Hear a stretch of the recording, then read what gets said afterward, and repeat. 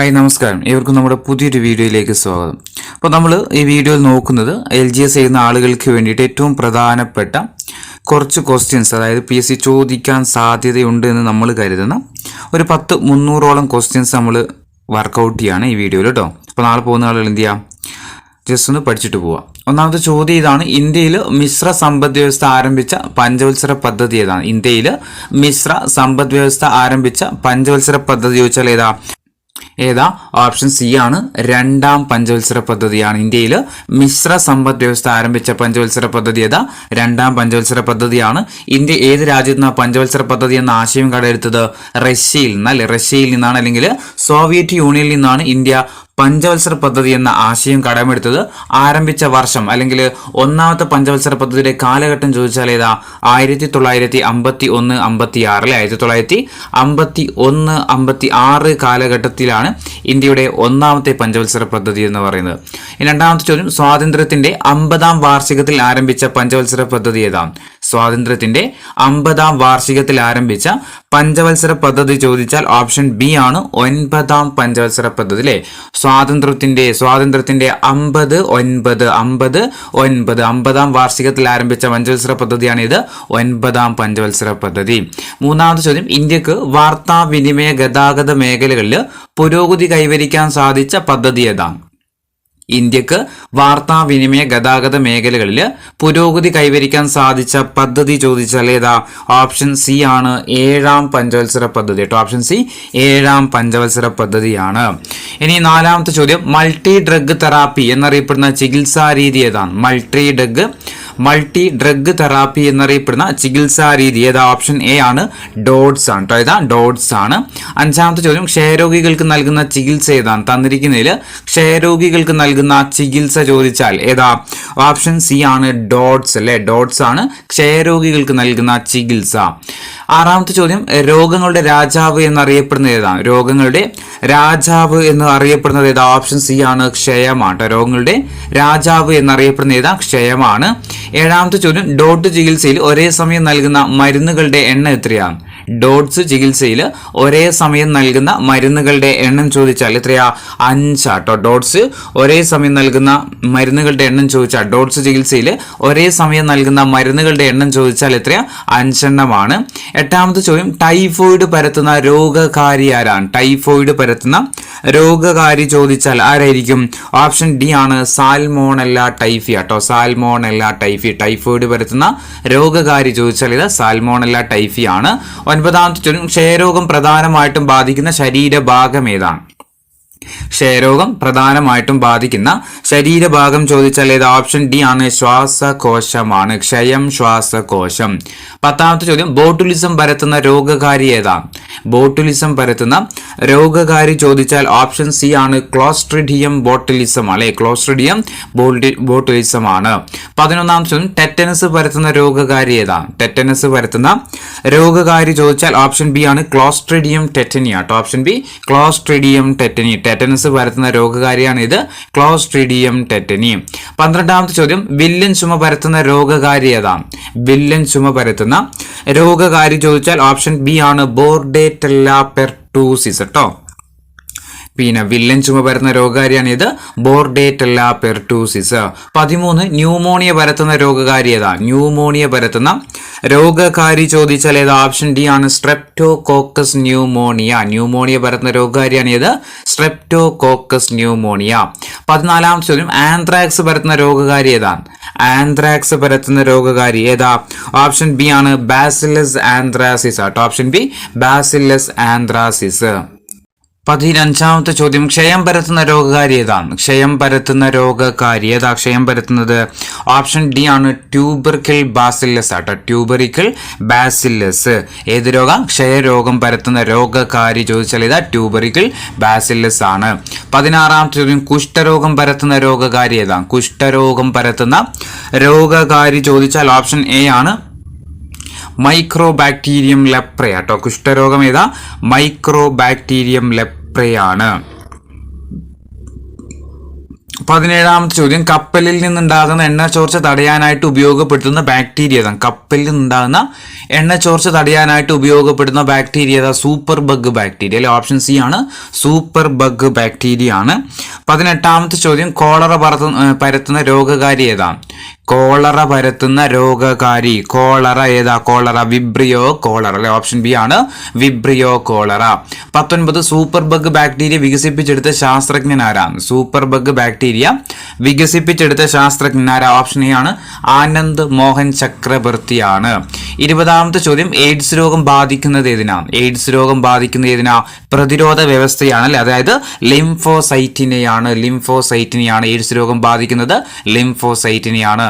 ഇനി എയ്ഡ്സ് രോഗത്തിന്റെ രോഗകാരി, എയ്ഡ്സ് രോഗത്തിന്റെ രോഗകാരി ചോദിച്ചാൽ ആരാ? ഓപ്ഷൻ എ ആണ്, HIV വൈറസ് ആണ്, അല്ലെങ്കിൽ ഹ്യൂമൻ ഇമ്മ്യൂണോ വൈറസ് ആണ്. അപ്പം എയ്ഡ്സ് രോഗത്തിന് കാരണം ചോദിച്ചാൽ വൈറസ് ആണ്. ഏത് വൈറസാ? ഹ്യൂമൻ ഇമ്മ്യൂണോ വൈറസ് അല്ലെങ്കിൽ HIV ആണ്. 22ാമത്തെ ചോദ്യം മുണ്ടിനീര് രോഗത്തിന്റെ രോഗകാരി, മുണ്ടിനീര് രോഗത്തിന്റെ രോഗകാരി ചോദിച്ചാൽ ഓപ്ഷൻ ബി ആണ്, മിക്സോ വൈറസ് കേട്ടോ. മുണ്ടിനീര് രോഗത്തിന്റെ രോഗകാരി ഏതാ? മിക്സോ വൈറസ്. 23ാമത്തെ ചോദ്യം എബോള രോഗത്തിന്റെ രോഗകാരി, എബോള രോഗത്തിന്റെ രോഗകാരി ചോദിച്ചാൽ ഓപ്ഷൻ ഡി ആണ്, എബോള വൈറസ് കേട്ടോ. എബോള ഒരു വൈറസ് രോഗമാണ്. എബോള രോഗത്തിന്റെ രോഗകാരി ചോദിച്ചാൽ എബോള വൈറസ് ആണ്. 24ാമത്തെ ചോദ്യം പോളിയോ രോഗത്തിന്റെ രോഗകാരി ഏതാണ്? പോളിയോ രോഗത്തിന്റെ രോഗകാരി, പോളിയോ രോഗത്തിന്റെ രോഗകാരി ഓപ്ഷൻ ഡി ആണ്, പോളിയോ വൈറസ് കേട്ടോ. Option D, polio virus. Polio രോഗത്തിന്റെ രോഗകാരി ചോദിച്ചാൽ ആരാ? Polio virus. 25ാമത്തെ ചോദ്യം അഞ്ചാം പനി രോഗത്തിന്റെ രോഗകാരി ആരാ? അഞ്ചാം പനി രോഗത്തിന്റെ രോഗകാരി ചോദിച്ചാൽ ഓപ്ഷൻ എ ആണ്, റൂബിയോള വൈറസ് കേട്ടോ. അഞ്ചാം പനി രോഗത്തിന്റെ രോഗകാരി ആരാ? Rubeola virus. 26 പക്ഷിപ്പനിയുടെ രോഗകാരി ഏതാണ്? പക്ഷിപ്പനിയുടെ രോഗകാരി ഓപ്ഷൻ സി ആണ്, H5N1. പക്ഷിപ്പനി വൈറസ് ആണ്, H5N1. H5N1 വൈറസ് ആണ്, വൈറസ് കേട്ടോ. ഇനി പന്നിപ്പനിയുടെ രോഗകാരി ഏതാണ്? പന്നിപ്പനിയുടെ രോഗകാരി ഏതാ? ഓപ്ഷൻ ബി ആണ്, H1N1 അല്ലെ. H1N1 തന്നെയാണ്, വൈറസ് ആണ്. അപ്പം പന്നിപ്പനിയുടെ രോഗകാരിയാണ് H1N1 ഉം. H5N1 എന്തിന്റെ? H5 ആണെങ്കിൽ അത് പക്ഷിപ്പനിയാണ്. 28 കുരങ്ങു പനിയുടെ രോഗകാരി ഏതാണ്? കുരങ്ങു പനിയുടെ രോഗകാരി ഏതാണ്? ഓപ്ഷൻ സി ആണ്, KFD വൈറസ് കേട്ടോ. കുരങ്ങു പനിയുടെ രോഗകാരി ചോദിച്ചാൽ ഏതാ? KFD വൈറസ് ആണ്. 29 എയ്ഡ്സിന്റെ ചിഹ്നം എന്താണ്? എയ്ഡ്സിന്റെ ചിഹ്നം എന്താ? ചുവന്ന റിബൺ അല്ലെ, ചുവന്ന റിബൺ. രൂപകൽപ്പന ചെയ്തത് വിഷ്വൽ എയ്ഡ്സ് അല്ലെ, വിഷ്വൽ എയ്ഡ്സ്. എയ്ഡ്സിന്റെ ചിഹ്നം ചുവന്ന റിബൺ, രൂപകൽപ്പന ചെയ്തത് വിഷ്വൽ എയ്ഡ്സ്. ഇനി ഡെങ്കിപ്പനിയുടെ രോഗകാരി ഏതാണ്? ഡെങ്കിപ്പനിയുടെ രോഗകാരി ചോദിച്ചാൽ ഏതാ? ഡെങ്കിപ്പനിയുടേത് ഫ്ലാവി വൈറസ് അല്ലെ, ഓപ്ഷൻ ഡി ആണ്, ഫ്ലാവി വൈറസ്. ഡെങ്കിപ്പനിയുടെ രോഗകാരി ചോദിച്ചാൽ ഏതാ? ഫ്ലാവി വൈറസ് ആണ്. 31 ഡിസംബർ 1 ലോക എയ്ഡ്സ് ദിനമായിട്ട് ആചരിക്കാൻ തുടങ്ങിയ വർഷം ഏതാ? ഡിസംബർ 1 എയ്ഡ്സ് ദിനമായിട്ട് ആചരിക്കാൻ തുടങ്ങിയ വർഷം ഏത് വർഷം മുതലാ? 1988 മുതലാട്ടോ. 1988 മുതലാണ് ഡിസംബർ 1 ലോക എയ്ഡ്സ് ദിനമായിട്ട് ആചരിക്കാൻ തുടങ്ങിയത്. 32ാമത്തെ ചോദ്യം മന്ദരോഗത്തിനെതിരെ നൽകുന്ന ഗുളിക ഏതാണ്? മന്ദരോഗത്തിനെതിരെ നൽകുന്ന ഗുളിക ചോദിച്ചാൽ ഏത്? ഓപ്ഷൻ ബി ആണ്, ആൽബൻഡസോൾ അല്ലെ. മന്ദരോഗത്തിനെതിരെ നൽകുന്ന ഗുളികയാണ് ഇത്, ആൽബൻഡസോൾ. ഇനി മലമ്പനിക്ക് കാരണമായ പ്രോട്ടോസോവ. അപ്പൊ മലമ്പനിക്ക് കാരണം എന്താ? പ്രോട്ടോസോവയാണ്. കാരണമായ പ്രോട്ടോസോവ ചോദിച്ചാൽ ഏത്? ഓപ്ഷൻ സി ആണ്, പ്ലാസ്മോഡിയം ആട്ടോ. Option C, Plasmodium.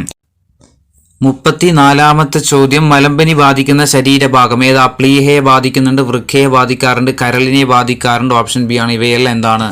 മലമ്പനി ബാധിക്കുന്ന ശരീരഭാഗങ്ങളാണ് ഇതൊക്കെ. പ്ലീഹ, വൃക്ക, കരള്. പ്ലീഹ, വൃക്ക, കരള്.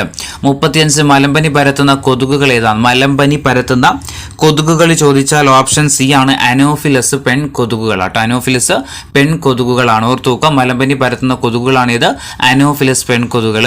36 ജീവിതശൈലി രോഗങ്ങൾ കൂടുന്നതിനുള്ള ഒരു പ്രധാന കാരണം എന്താണ്? ജീവിതശൈലി രോഗങ്ങളെ കുറിച്ചിട്ട് എന്തായാലും ഒരു ചോദ്യം ഉറപ്പായിട്ടുണ്ടാവും നാളെ. ഓർത്തു വെച്ചോ, ജീവിതശൈലി രോഗങ്ങൾ കൂടുന്നതിനുള്ള പ്രധാന കാരണം ചോദിച്ചാൽ വ്യായാമക്കുറവ് അല്ലെ. എന്താണ്? വ്യായാമക്കുറവാണ്. ചിട്ടയില്ലാത്ത ജീവിത രീതിയിൽ പിടിപെടുക്കുന്ന രോഗങ്ങൾ അറിയപ്പെടുന്നതാണ് ഏത്? ജീവിതശൈലി രോഗങ്ങൾ, ചിട്ടയില്ലാത്ത ജീവിത രീതിയാൽ പിടിപെടുന്ന രോഗങ്ങൾ അറിയപ്പെടുന്നതാണ് ഇത് ജീവിതശൈലി രോഗങ്ങൾ. ഇനി ജങ്ക് ഫുഡുകളുടെ അമിത ഉപയോഗം മൂലം ശരീരത്തിൽ കൊഴുപ്പ് അടിഞ്ഞുകൂടുന്ന അവസ്ഥ ഏതാണ്? ജങ്ക് ഫുഡുകളുടെ അമിത ഉപയോഗം മൂലം ശരീരത്തിൽ കൊഴുപ്പ് അടിഞ്ഞുകൂടുന്ന അവസ്ഥ അതേതാ? അത് ഓപ്ഷൻ ഡി ആണ്, കൊളസ്ട്രോൾ ആണല്ലോ. Option D cholesterol. 39 മദ്യത്തിന്റെ അമിത ഉപയോഗം മൂലം കരളിലുണ്ടാകുന്ന രോഗം ഏതാണ്? മദ്യത്തിന്റെ അമിത ഉപയോഗം മൂലം കരളിലുണ്ടാകുന്ന രോഗം ചോദിച്ചാൽ ഓപ്ഷൻ ഡി ആണ്, ലിവർ സീറോസിസ് ആട്ടോ. ലിവർ സീറോസിസ് ആണ്. 40ാമത്തെ ചോദ്യം, അമിത പുകവലി കാരണം ശ്വാസകോശത്തിൽ നിയന്ത്രണാതീതമായിട്ട് കോശങ്ങൾ വളരുന്ന അവസ്ഥ ഏതാണ്? അമിത പുകവലി കാരണം ശ്വാസകോശത്തിൽ നിയന്ത്രണാതീതമായിട്ട് കോശങ്ങൾ വളരുന്ന അവസ്ഥയാണ് ഇത് ക്യാൻസർ അല്ലെ. ക്യാൻസർ ആട്ടോ. ഇത് അർബുദമാണ് അല്ലെങ്കിൽ ക്യാൻസർ ആണ്. 41 അശാസ്ത്രീയമായ ഭക്ഷണക്രമം മൂലം കരളിൽ കൊഴുപ്പടിഞ്ഞുകൂടുന്ന അവസ്ഥ ഏതാണ്? അശാസ്ത്രീയമായ ഭക്ഷണക്രമം മൂലം കരളിൽ കൊഴുപ്പടിഞ്ഞുകൂടുന്ന അവസ്ഥ ചോദിച്ചാൽ ഏതാ? ഓപ്ഷൻ എ ആണ്, ഫാറ്റി ലിവർ ആട്ടോ. ഏതാ? Fatty liver. 42 ഹൃദയത്തിലേക്ക് രക്തം എത്തിക്കുന്ന കൊറോണറി ധമനികളിൽ കൊഴുപ്പടിഞ്ഞു കൂടിയിട്ട് രക്തപ്രവാഹം തടസ്സപ്പെടുന്ന അവസ്ഥ ഏതാ? ഹൃദയത്തിലേക്ക് രക്തം എത്തിക്കുന്ന കൊറോണറി ധമനികളിൽ കൊഴുപ്പടിഞ്ഞു കൂടിയിട്ട് രക്തപ്രവാഹം തടസ്സപ്പെടുന്ന അവസ്ഥ ഏതാ? ഓപ്ഷൻ ബി ആണ്, ഹൃദയാഘാതം ആട്ടോ. ഏതാ? ഹൃദയാഘാതം. 43 ശരീരത്തിൽ ഇൻസുലിന്റെ കുറവ് മൂലം ഉണ്ടാകുന്ന ജീവിതശൈലി രോഗം ഏതാ? ശരീരത്തിൽ ഇൻസുലിന്റെ കുറവ് മൂലം ഉണ്ടാകുന്ന ജീവിതശൈലി രോഗം ചോദിച്ചാൽ ഏതാ? ഓപ്ഷൻ സി ആണ്, പ്രമേഹമാട്ടോ. ഏതാ? പ്രമേഹമാണ്. 44 മസ്തിഷ്കത്തിലെ രക്തക്കുഴലുകൾ പൊട്ടിയിട്ട് രക്തപ്രവാഹം തടസ്സപ്പെടുന്ന അവസ്ഥ ഏതാ? മസ്തിഷ്കത്തിലെ രക്തക്കുഴലുകൾ പൊട്ടിയിട്ട് രക്തപ്രവാഹം തടസ്സപ്പെടുന്ന അവസ്ഥ ചോദിച്ചാൽ ഓപ്ഷൻ ഡി ആണ്, പക്ഷാഘാതം ആട്ടോ. ഏതാ? പക്ഷാഘാതം. 45ാമത്തെ ചോദ്യം, ഒരേ അറ്റോമിക നമ്പറും വ്യത്യസ്ത മാസ് നമ്പറുമുള്ള ഒരേ മൂലകത്തിന്റെ വ്യത്യസ്ത ആറ്റങ്ങൾ അറിയപ്പെടുന്ന ഏത് പേരിലാണ്? ഒരേ അറ്റോമിക നമ്പറും വ്യത്യസ്ത മാസ് നമ്പറുമുള്ള ഒരേ മൂലകത്തിന്റെ വ്യത്യസ്ത ആറ്റങ്ങൾ അറിയപ്പെടുന്നത് ഏത് പേരിലാ? ഐസോടോപ്പുകളാണ്. ഏതാ? ഐസോടോപ്പുകളാണ്. ഐസോടോപ്പുകൾ. 46ാമത്തെ ചോദ്യം, ന്യൂക്ലിയസിൽ ന്യൂട്രോൺ ഇല്ലാത്ത മൂലകം ഏതാ? ന്യൂക്ലിയസിൽ ന്യൂട്രോൺ ഇല്ലാത്ത മൂലകം ചോദിച്ചാൽ ഏതാ? ഓപ്ഷൻ ബി ആണ്, ഹൈഡ്രജൻ അല്ലെ. ഹൈഡ്രജൻ ആണ്. നമ്മുടെ സിലബസിൽ എടുത്തു പറഞ്ഞിട്ടുണ്ട്. ഹൈഡ്രജനും ഓക്സിജനും എന്ത് ചെയ്യണം? പ്രത്യേകം എടുത്ത് പഠിക്കാൻ വേണ്ടിയിട്ട്. അപ്പം ഹൈഡ്രജനും ഓക്സിജനും ഒന്ന് നോക്കിയിട്ട് പോവാം. 47ാമത്തെ ചോദ്യം, ഒരു ആറ്റത്തിലെ ഏറ്റവും ഭാരം കുറഞ്ഞ മൗലിക കണം ഏതാണ്? ഒരു ആറ്റത്തിലെ ഏറ്റവും ഭാരം കുറഞ്ഞ മൗലിക കണം ചോദിച്ചാൽ ഓപ്ഷൻ ഡി ആണ്, ഇലക്ട്രോൺ ആട്ടോ. എന്താ? ഇലക്ട്രോൺ ആണ്. 48 ഏറ്റവും ഭാരം കൂടിയതാണെങ്കിൽ ഏതാ? ന്യൂട്രോൺ. ഏറ്റവും ഭാരം കൂടിയത് ന്യൂട്രോൺ. 48ാമത്തെ ചോദ്യം, ഇലക്ട്രോൺ എന്ന വാക്ക് ആദ്യമായിട്ട് ഉപയോഗിച്ചത് ആരാണ്? ഇലക്ട്രോൺ എന്ന വാക്ക് ആദ്യമായിട്ട് ഉപയോഗിച്ചത് ആരായിരുന്നു? ജോർജ് ജോൺ സ്റ്റോൺസ്റ്റോയി ആണ്. ഓപ്ഷൻ എ ആണ്, ജോർജ് ജോൺ സ്റ്റോൺസ്റ്റോയി ആണ്. 49ാമത്തെ ചോദ്യം, ഇലക്ട്രോണിന്റെ ദ്വൈത സ്വഭാവം മുന്നോട്ട് വെച്ച ശാസ്ത്രജ്ഞൻ ആരാ? ഇലക്ട്രോണിന്റെ ദ്വൈത സ്വഭാവം മുന്നോട്ട് വെച്ച ശാസ്ത്രജ്ഞൻ ചോദിച്ചാൽ ആരാ? ലൂയിസ് ഡി ബ്രോഗ്ലി അല്ലെ. ആരാ? ലൂയിസ് ഡി ബ്രോഗ്ലി ആണ്. 50ാമത്തെ ചോദ്യം, ഒരാറ്റത്തിലെ ചലിക്കുന്ന കണങ്ങൾ ഏതാണ്? ഒരാറ്റത്തിലെ ചലിക്കുന്ന കണങ്ങളാണ് ഏത്? ഇലക്ട്രോണുകൾ അല്ലെ. ഇലക്ട്രോണുകളാണ്. 51ാമത്തെ ചോദ്യം, സൗരയുധ മാതൃകയിലുള്ള ആറ്റം മോഡൽ തയ്യാറാക്കിയ ശാസ്ത്രജ്ഞൻ ആരാ? സൗരയുധ മാതൃകയിലുള്ള ആറ്റം മോഡൽ തയ്യാറാക്കിയ ശാസ്ത്രജ്ഞൻ ചോദിച്ചാൽ ആരാ? ഓപ്ഷൻ സി ആണ്, ഏണസ്റ്റ് റൂദർഫോർഡ് ആട്ടോ. ആരാ? Ernest Rutherford. 52ാമത്തെ ചോദ്യം, ആറ്റത്തിന്റെ മുഴുവൻ മാസം കേന്ദ്രീകരിച്ചിരിക്കുന്നത് എവിടെയാണ്? ആറ്റത്തിന്റെ മുഴുവൻ മാസം കേന്ദ്രീകരിച്ചിരിക്കുന്നത് എവിടെയാ? ഓപ്ഷൻ എ ആണ്, ന്യൂക്ലിയസിൽ ആട്ടോ. ആറ്റത്തിന്റെ മുഴുവൻ മാസം കേന്ദ്രീകരിച്ചിരിക്കുന്നത് എവിടെയാ? ന്യൂക്ലിയസിലാണ്. 53 ന്യൂക്ലിയസ് കണ്ടെത്തിയ ശാസ്ത്രജ്ഞൻ ആരാ? ന്യൂക്ലിയസ് കണ്ടെത്തിയ ശാസ്ത്രജ്ഞൻ ചോദിച്ചാൽ ഓപ്ഷൻ എ ആണ്, റൂദർഫോർഡ് ആട്ടോ. ന്യൂക്ലിയസ് കണ്ടെത്തിയ ശാസ്ത്രജ്ഞൻ ആരാ? റൂദർഫോർഡ്. അങ്ങനെയാണെങ്കിൽ ഇലക്ട്രോൺ കണ്ടെത്തിയത് ആരാ? ഇലക്ട്രോൺ കണ്ടെത്തിയത് ഓപ്ഷൻ ബി ആണ്, ജെ തോംസൺ അല്ലെ. ജെ തോംസൺ ആണ്. ഇനി 55ാമത്തെ ചോദ്യം, ആറ്റത്തിലെ പ്രോട്ടോൺ കണ്ടെത്തിയതാരാണ്? ആറ്റത്തിലെ പ്രോട്ടോൺ കണ്ടെത്തിയതാരാ? ഓപ്ഷൻ സി ആണ്, ഏണസ്റ്റ് റൂദർഫോർഡ്. 56ാമത്തെ ചോദ്യം, സാൾട്ട് പീറ്റർ എന്നത് ഏത് ലോഹത്തിന്റെ അയിരാണ്? സാൾട്ട് ഒരു അയിരും ഒരു ധാതു എന്തായാലും ക്വസ്റ്റ്യൻ ഉണ്ടാവും കേട്ടോ. സാൾട്ട് പീറ്റർ ഏത് ലോഹത്തിന്റെ അയിരാണ്? സാൾട്ട് പീറ്റർ ഏത് ലോഹത്തിന്റെ അയിര?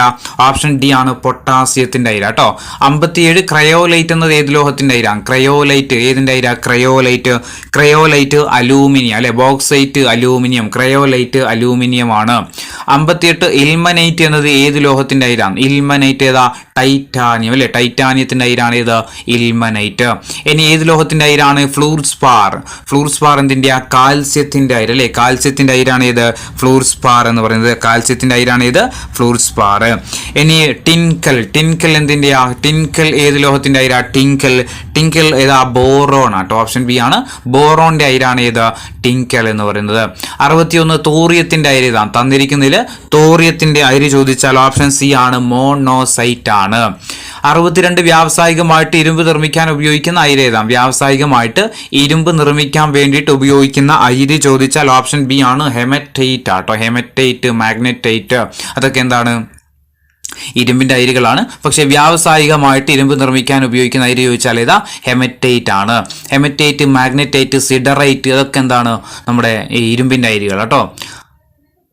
63ാമത്തെ ചോദ്യം, വിശിഷ്ട താപധാരിത ഏറ്റവും കൂടുതലുള്ള മൂലകം ഏതാണ്, മൂലകം വിശിഷ്ട താപധാരിത ഏറ്റവും കൂടുതലുള്ള മൂലകം ചോദിച്ചാൽ ഏതാ, ഹൈഡ്രജൻ ആട്ടോ, ഓപ്ഷൻ ബി ആണ്, ഹൈഡ്രജൻ ആണ്. അങ്ങനെയാണെങ്കിൽ വിശിഷ്ട താപധാരിത ഏറ്റവും കൂടുതലുള്ള പദാർത്ഥം ചോദിച്ചാൽ ഏതാ, പദാർത്ഥമാണെങ്കിൽ അത് ജലമാണ് കേട്ടോ, ജലമാണ്. വിശിഷ്ട താപധാരിത ഏറ്റവും കൂടുതലുള്ള മൂലകം ചോദിച്ചാൽ ഹൈഡ്രജൻ ആണ്.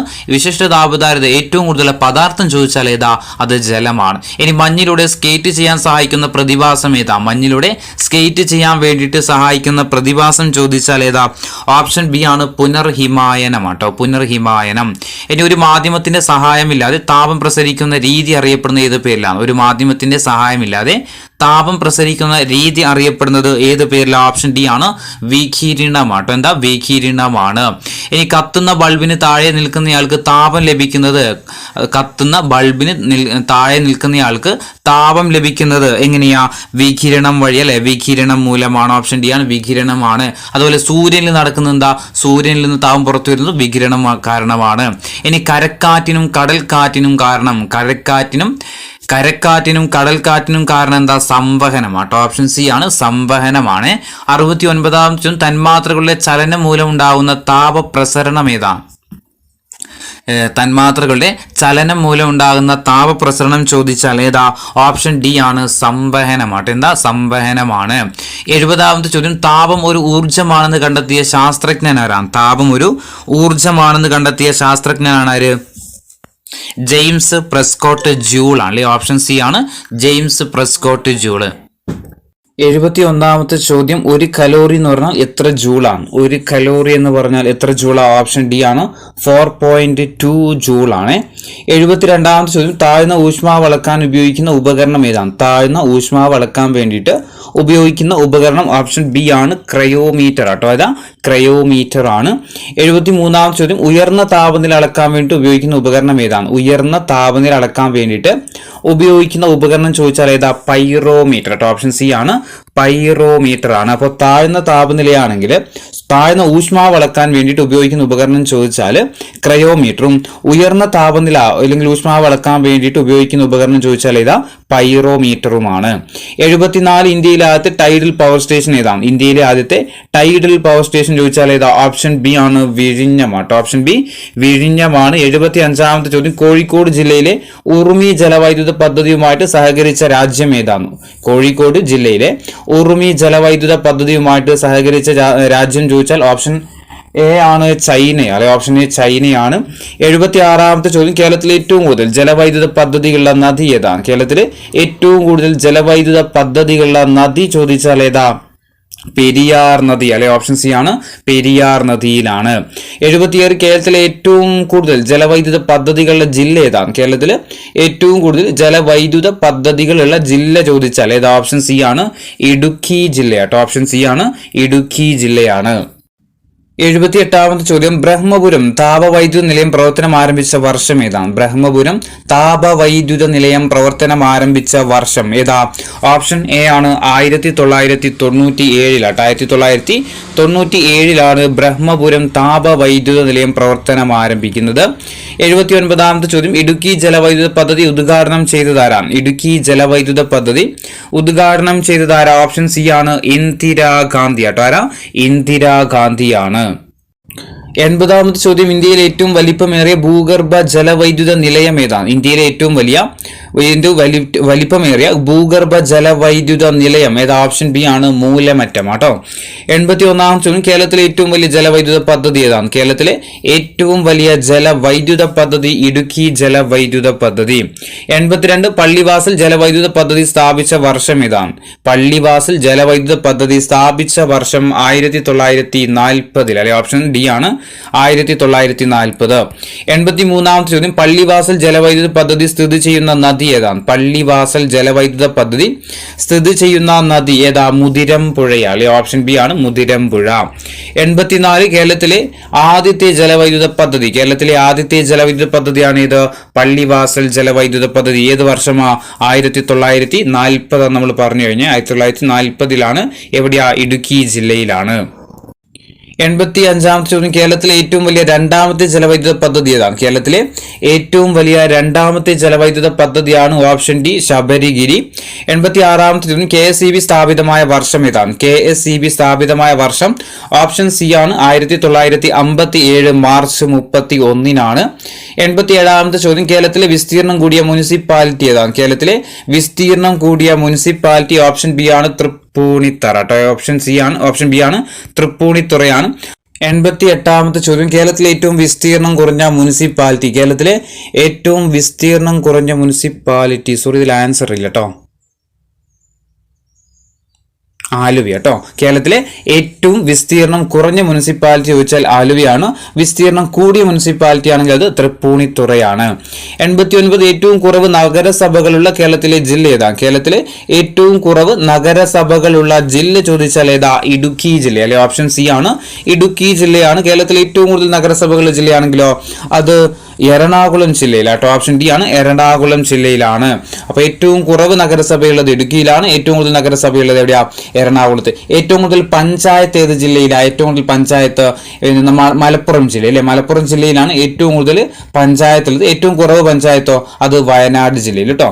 ഇനി 91ാമത്തെ ചോദ്യം, കേരളത്തിന്റെ തെക്ക് വടക്ക് ദൂരം എത്രയാണ്? കേരളത്തിന്റെ തെക്ക് വടക്ക് ദൂരം ചോദിച്ചാൽ ഓപ്ഷൻ ഡി ആണ് 560 കിലോമീറ്റർ ആണ്. ഇനി കേരളത്തിലെ ലോക്സഭാ മണ്ഡലങ്ങളുടെ എണ്ണം എത്രയാ? 20 ലോക്സഭാ മണ്ഡലങ്ങളാണുള്ളത്. ഇനി കേരളത്തിൽ നിന്നുള്ള രാജ്യസഭാ സീറ്റ് ആണെങ്കിലോ രാജ്യസഭാ സീറ്റുകൾ 9 എണ്ണമാണ്. ഇനി കേരളത്തിൽ എത്ര നിയമസഭാ സീറ്റുകളുണ്ട്? 140 നിയമസഭാ സീറ്റുകളുണ്ട്. ഓർത്തു നോക്കുക, കേരളത്തിൽ എത്ര ലോക്സഭാ സീറ്റ്? 20 ലോക്സഭാ സീറ്റ്. രാജ്യസഭാ സീറ്റുകളുടെ എണ്ണം 9. കേരളത്തിൽ എത്ര നിയമസഭാ സീറ്റുകളുണ്ട്? 140 നിയമസഭാ മണ്ഡലങ്ങൾ. ഇനി കേരളത്തിൽ എത്ര നഗരസഭകളുണ്ട്? കേരളത്തിലെ നഗരസഭകളുടെ എണ്ണം ചോദിച്ചാൽ 87 നഗരസഭകൾ. ഏറ്റവും കുറവ് നഗരസഭയുള്ള ജില്ല പറഞ്ഞു നമ്മൾ ഇടുക്കിയാണ്. ഏറ്റവും കൂടുതൽ നഗരസഭയുള്ളത് എറണാകുളത്ത്. കേരളത്തിൽ മൊത്തം എത്ര നഗരസഭകളുണ്ട്? 87 നഗരസഭ. ഇനി കേരളത്തിൽ എത്ര താലൂക്കുകളുണ്ട്? കേരളത്തിലെ താലൂക്കുകളുടെ എണ്ണം ചോദിച്ചാൽ 78 താലൂക്കുകളാണ് നമ്മുടെ സംസ്ഥാനത്തുള്ളത്. ഇനി കേരളത്തിലെ കായലുകളുടെ എണ്ണം എത്ര കായലുകളുണ്ട്? കേരളത്തിൽ ഏറ്റവും കൂടുതൽ എത്ര കായലുകളുണ്ടെന്ന് വെച്ചാൽ 34 കായലുകളാണ് കേരളത്തിലുള്ളത്. അതിൽ 27 എണ്ണം നേരിട്ട് കടലുമായിട്ട് ബന്ധമുള്ളതാണ്, 7 എണ്ണം ഉൾനാടൻ കായലുകളുമാണ്. ഓർത്തു നോക്കുക, കേരളത്തിലെ കായലുകളുടെ എണ്ണം 34, അതിൽ ഉൾനാടൻ കായലുകളുടെ എണ്ണം 7 എണ്ണം, കടലുമായിട്ട് ബന്ധമുള്ള കായലുകളുടെ എണ്ണം 27. ഇനി കേരളത്തിൽ പടിഞ്ഞാറോട്ടൊഴുകുന്ന നദികളുടെ കൂട്ടത്തിൽ പെടാത്തത് ഏതാണ്? തന്നിരിക്കുന്നതിൽ പടിഞ്ഞാറോട്ടൊഴുകുന്ന നദികളുടെ കൂട്ടത്തിൽ പെടാത്തത് ഓർത്തു നോക്കുക, കിഴക്കോട്ടൊഴുകുന്ന നദികളാണ് കബനി, ഭവാനി, പാമ്പാർ കേട്ടോ. കിഴക്കോട്ടൊഴുകുന്ന നദികളാണ് ഏതൊക്കെ? കബനി, ഭവാനി, പാമ്പാർ. അപ്പൊ പടിഞ്ഞാറോട്ട് ഒഴുകുന്ന നദികൾ തന്നിരിക്കുന്നത് ഏതൊക്കെയായിരിക്കും? പമ്പ പടിഞ്ഞാറോട്ട്, ശിരുവാണിയും പടിഞ്ഞാറോട്ട് അല്ലെ? അപ്പൊ പമ്പയും കൂട്ടത്തിൽ പെടാത്തത് ഏതൊക്കെയാ? ABD അല്ലെ? ABD ആണ്. ഓപ്ഷൻ ഡി ആയിട്ടാണ് വരുന്നത് താഴത്തുള്ളത്. അപ്പൊ ഓർത്ത് നോക്കുക, കിഴക്കോട്ട് ഒഴുകുന്നു പടിഞ്ഞാറോട്ട് ഒഴുകുന്നു എന്തായാലും പഠിച്ചു വെക്കണം. കഴിഞ്ഞ എക്സാമിനും ചോദിച്ചിട്ടുണ്ടായിരുന്നു. അപ്പോൾ കിഴക്കോട്ട് ഒഴുകുന്ന നദികൾ മാത്രം ജസ്റ്റ് ഒന്ന് പഠിച്ചു വെച്ചാൽ മതി. കബനി, ഭവാനി, പാമ്പാറാണ് കിഴക്കോട്ട് ഒഴുകുക കേട്ടോ. ബാക്കിയൊക്കെ എങ്ങോട്ടാ? പടിഞ്ഞാറോട്ടാണ്. 99ാമത്തെ കേരളത്തിന്റെ ഔദ്യോഗിക പാനീയം ഏതാണ്? കേരളത്തിന്റെ ഔദ്യോഗിക പാനീയം എന്താ? ഇളനീറാണ് അല്ലെ? ഇളനീറാണ്. 100ാമത്തെ ചോദ്യം, കേരളത്തിന്റെ ഔദ്യോഗിക ഫലം. കേരളത്തിന്റെ ഔദ്യോഗിക ഫലം ചോദിച്ചാൽ ഏതാ? ചക്ക അല്ലെ? കേരളത്തിന്റെ ഔദ്യോഗിക ഫലമാണ് ചക്ക. ഇന്ത്യയുടേതാണെങ്കിൽ മാങ്ങ. 101, കേരളത്തിന്റെ ഔദ്യോഗിക മത്സ്യം ഏതാണ്? കേരളത്തിന്റെ ഔദ്യോഗിക മത്സ്യം ചോദിച്ചാൽ ഏതാ? കരിമീൻ ആട്ടോ, കരിമീന്. ഇനി കേരളത്തിലെ ഏക ഡ്രൈവിൻ ബീച്ച് ഏതാണ്? കേരളത്തിലെ ഏക ഡ്രൈവിൻ ബീച്ചാണ് ഇത്? മുഴപ്പിലങ്ങ നൂറ്റിപ്പതിനാട് ഡ്രൈവ് ഇൻ ബീച്ച്. 103ാമത്തെ ചോദ്യം, കേരളത്തിൽ ഏറ്റവും കൂടുതൽ കടൽ തീരമുള്ള താലൂക്ക് ഏതാണ്? കേരളത്തിൽ ഏറ്റവും കൂടുതൽ കടൽ തീരമുള്ള താലൂക്ക് ഏത്? ആലപ്പുഴ ജില്ലയിലെ ചേർത്തലയാണ്. 104ാമത്തെ ചോദ്യം, കേരളത്തിലെ ഏറ്റവും നീളം കൂടിയ ബീച്ച് ഏതാണ്? കേരളത്തിലെ ഏറ്റവും നീളം കൂടിയ ബീച്ച് ഏതാ? മുഴപ്പിലങ്ങാടിലെ മുഴപ്പിലങ്ങാട് ബീച്ച് എവിടെയാ? കണ്ണൂർ ജില്ലയിലാണ്. 105ാമത്തെ ചോദ്യം, കേരളത്തിൽ കടൽ തീരമില്ലാത്തതും മറ്റ് സംസ്ഥാനങ്ങളുമായിട്ട് അതിർത്തി പങ്കിടാത്തതുമായിട്ടുള്ള ഏക ജില്ല? കേരളത്തിലെ കടൽ തീരമില്ലാത്തതും മറ്റു സംസ്ഥാനങ്ങളുമായിട്ട് അതിർത്തി പങ്കിടാത്തതുമായിട്ടുള്ള ഏക ജില്ല ചോദിച്ചാൽ ഓപ്ഷൻ ഡി ആണ്, കോട്ടയമാണ്. 106ാമത്തെ ചോദ്യം, കേരളത്തിലെ ഏറ്റവും ഉയരം കൂടിയ കൊടുമുടി ഏതാണ്? കേരളത്തിലെ ഏറ്റവും ഉയരം കൂടിയ കൊടുമുടി ഏതാ? ആനമുടി. ആനമുടി എവിടെയാ? ഇടുക്കി ജില്ലയിലാണ്. 107ാമത്തെ ചോദ്യം, കേരളത്തിൽ ജനസംഖ്യ കൂടിയ താലൂക്ക് ഏതാണ്? കേരളത്തിൽ ജനസംഖ്യ കൂടിയ താലൂക്ക് ചോദിച്ചാൽ ഏതാ? കോഴിക്കോട്. ഏതാ? കോഴിക്കോട് താലൂക്ക്. ഇനി വില്ലേജാ ചോദിക്കുന്നെങ്കിൽ ആ വില്ലേജ് ആണെങ്കിൽ ഉളിയായത്തുറ കേട്ടോ. കേരളത്തിൽ ജനസംഖ്യ കൂടിയ വില്ലേജ് ചോദിച്ചാൽ ഏതാ? ഉളിയായത്തുറയാണ്. താലൂക്ക് ആണെങ്കിൽ കോഴിക്കോട്. ഇനി കേരളത്തിൽ ജനസംഖ്യ കുറഞ്ഞ താലൂക്ക് ഏതാണ്? കേരളത്തിൽ ജനസംഖ്യ കുറഞ്ഞ താലൂക്ക് ഓപ്ഷൻ എ ആണ്, മല്ലപ്പള്ളി താലൂക്ക്. 109ാമത്തെ ചോദ്യം, ഇന്ത്യയിലെ ആദ്യത്തെ കടൽ ഭക്ഷ്യ സംസ്കരണ പാർക്ക് ഏതാണ്? ഇന്ത്യയിലെ ആദ്യത്തെ കടൽ ഭക്ഷ്യ സംസ്കരണ പാർക്ക് ഏതാ? ആലപ്പുഴ അല്ലെ. ഓപ്ഷൻ സി ആണ്, ആലപ്പുഴയാണ്. 110ാമത്തെ ചോദ്യം, മത്സ്യത്തൊഴിലാളികൾക്ക് ബയോമെട്രിക് കാർഡ് സംവിധാനം നടപ്പിലാക്കിയ ഇന്ത്യയിലെ ആദ്യത്തെ സംസ്ഥാനം? മത്സ്യത്തൊഴിലാളികൾക്ക് ബയോമെട്രിക് കാർഡ് സംവിധാനം നടപ്പിലാക്കിയ ഇന്ത്യയിലെ തന്നെ ആദ്യത്തെ സംസ്ഥാനമാണ് ഏത്? കേരളം. 111ാമത്തെ ചോദ്യം, മത്സ്യത്തൊഴിലാളി സഹകരണ സംഘങ്ങളുടെ അപെക്സ് ഫെഡറേഷൻ ഏത് പേരിൽ അറിയപ്പെടുന്നത്? മത്സ്യത്തൊഴിലാളി സഹകരണ സംഘങ്ങളുടെ അപെക്സ് ഫെഡറേഷൻ ഏത് പേരിൽ അറിയപ്പെടുന്നത്? ഓപ്ഷൻ ഡി ആണ്, മത്സ്യ ഫെഡ് എന്നാണ്. 112ാമത്തെ ചോദ്യം, മാനവശേഷി വികസനം ലക്ഷ്യം വെച്ച പഞ്ചവത്സര പദ്ധതി ഏതാ? മാനവശേഷി വികസനം ലക്ഷ്യം വെച്ച പഞ്ചവത്സര പദ്ധതി ഏതാ? ഓപ്ഷൻ ഡി ആണ്, 8ാം പഞ്ചവത്സര പദ്ധതി. 113, ത്രിതല പഞ്ചായത്ത് രാജ് നിലവിൽ വന്ന പഞ്ചവത്സര പദ്ധതി ഏതാണ്? ത്രിതല പഞ്ചായത്ത് രാജ് സംവിധാനം നിലവിൽ വന്ന പഞ്ചവത്സര പദ്ധതി ചോദിച്ചാൽ ഓപ്ഷൻ എ ആണ്, 8ാം പഞ്ചവത്സര പദ്ധതിയാണ്. 114ാമത്തെ ചോദ്യം, ലോക വ്യാപാര സംഘടനയിൽ ഇന്ത്യ അംഗമായത് ഏത് പഞ്ചവത്സര പദ്ധതി കാലത്താണ്? ലോക വ്യാപാര സംഘടനയിൽ ഇന്ത്യ അംഗമായത് ഏത് പഞ്ചവത്സര പദ്ധതി കാലത്താ? ഓപ്ഷൻ സി ആണ്, 8ാം പഞ്ചവത്സര പദ്ധതി കാലത്താണ്. 115ാമത്തെ ചോദ്യം, 8ാം പഞ്ചവത്സര പദ്ധതിയുടെ അടിസ്ഥാന ലക്ഷ്യം എന്തായിരുന്നു? 8ാം പഞ്ചവത്സര പദ്ധതിയുടെ അടിസ്ഥാന ലക്ഷ്യം എന്തായിരുന്നു? ഓപ്ഷൻ ഡി ആണ്, മനുഷ്യ വികസനമായിരുന്നു അല്ലെ. മനുഷ്യ വികസനമാണ്. 116ാമത്തെ ചോദ്യം, ഗരീബി ഹട്ടാവോ എന്ന മുദ്രാവാക്യം എന്തുമായിട്ട് ബന്ധപ്പെട്ട പഞ്ചവത്സര പദ്ധതിയാണ്? ഗരീബി ഹട്ടാവോ എന്ന മുദ്രാവാക്യം ബന്ധപ്പെട്ടിരിക്കുന്ന പഞ്ചവത്സര പദ്ധതി ഏതാ? ഓപ്ഷൻ സി ആണ്, 5ാം പഞ്ചവത്സര പദ്ധതിയാണ്. 117, 5ാം പഞ്ചവത്സര പദ്ധതിയുടെ പ്രധാനപ്പെട്ട ലക്ഷ്യം എന്താ? 5ാം പഞ്ചവത്സര പദ്ധതിയുടെ പ്രധാനപ്പെട്ട ലക്ഷ്യം ചോദിച്ചാൽ ഓപ്ഷൻ ഡി ആണ്, ദാരിദ്ര്യ നിർമ്മാർജ്ജനമാണ്. 118, ഗാഡ്ഗിൽ പദ്ധതി എന്നറിയപ്പെടുന്ന പദ്ധതി ഏതാണ്? ഗാഡ്ഗിൽ പദ്ധതി എന്നറിയപ്പെടുന്ന പഞ്ചവത്സര പദ്ധതിയാണ്. ഓപ്ഷൻ ഡി ആണ്, 3ാം പഞ്ചവത്സര പദ്ധതി അല്ലെ. ഗാഡ്ഗിൽ പദ്ധതി ഏതാ? 3ാമത്തത്. 119, ഇന്ത്യയിൽ ഭക്ഷ്യ ഉൽപാദനവും വ്യവസായ സ്വാശ്രയത്വവും നേടുക എന്ന ലക്ഷ്യത്തോടു കൂടി ആരംഭിച്ച പദ്ധതി ഏതാണ്? ഇന്ത്യയിൽ ഭക്ഷ്യ ഉൽപാദനവും വ്യവസായ സ്വാശ്രയത്വവും നേടുക എന്ന ലക്ഷ്യത്തോടു കൂടി ആരംഭിച്ച പദ്ധതി ചോദിച്ചാൽ ഓപ്ഷൻ ഡി ആണ്, 3ാം പഞ്ചവത്സര പദ്ധതി ആട്ടോ. ഓപ്ഷൻ ഡി ആണ്, 3ാം പഞ്ചവത്സര പദ്ധതി. 120ാമത്തെ തൊഴിലില്ലായ്മ കുറയ്ക്കുക എന്ന ലക്ഷ്യം മുന്നോട്ട് വെച്ച പഞ്ചവത്സര പദ്ധതി ഏതാണ്? തൊഴിലില്ലായ്മ കുറയ്ക്കുക എന്ന ലക്ഷ്യം മുന്നോട്ട് വെച്ച പഞ്ചവത്സര പദ്ധതി ഏതാ? ഓപ്ഷൻ ഡി ആണ്, 7ാം പഞ്ചവത്സര പദ്ധതി.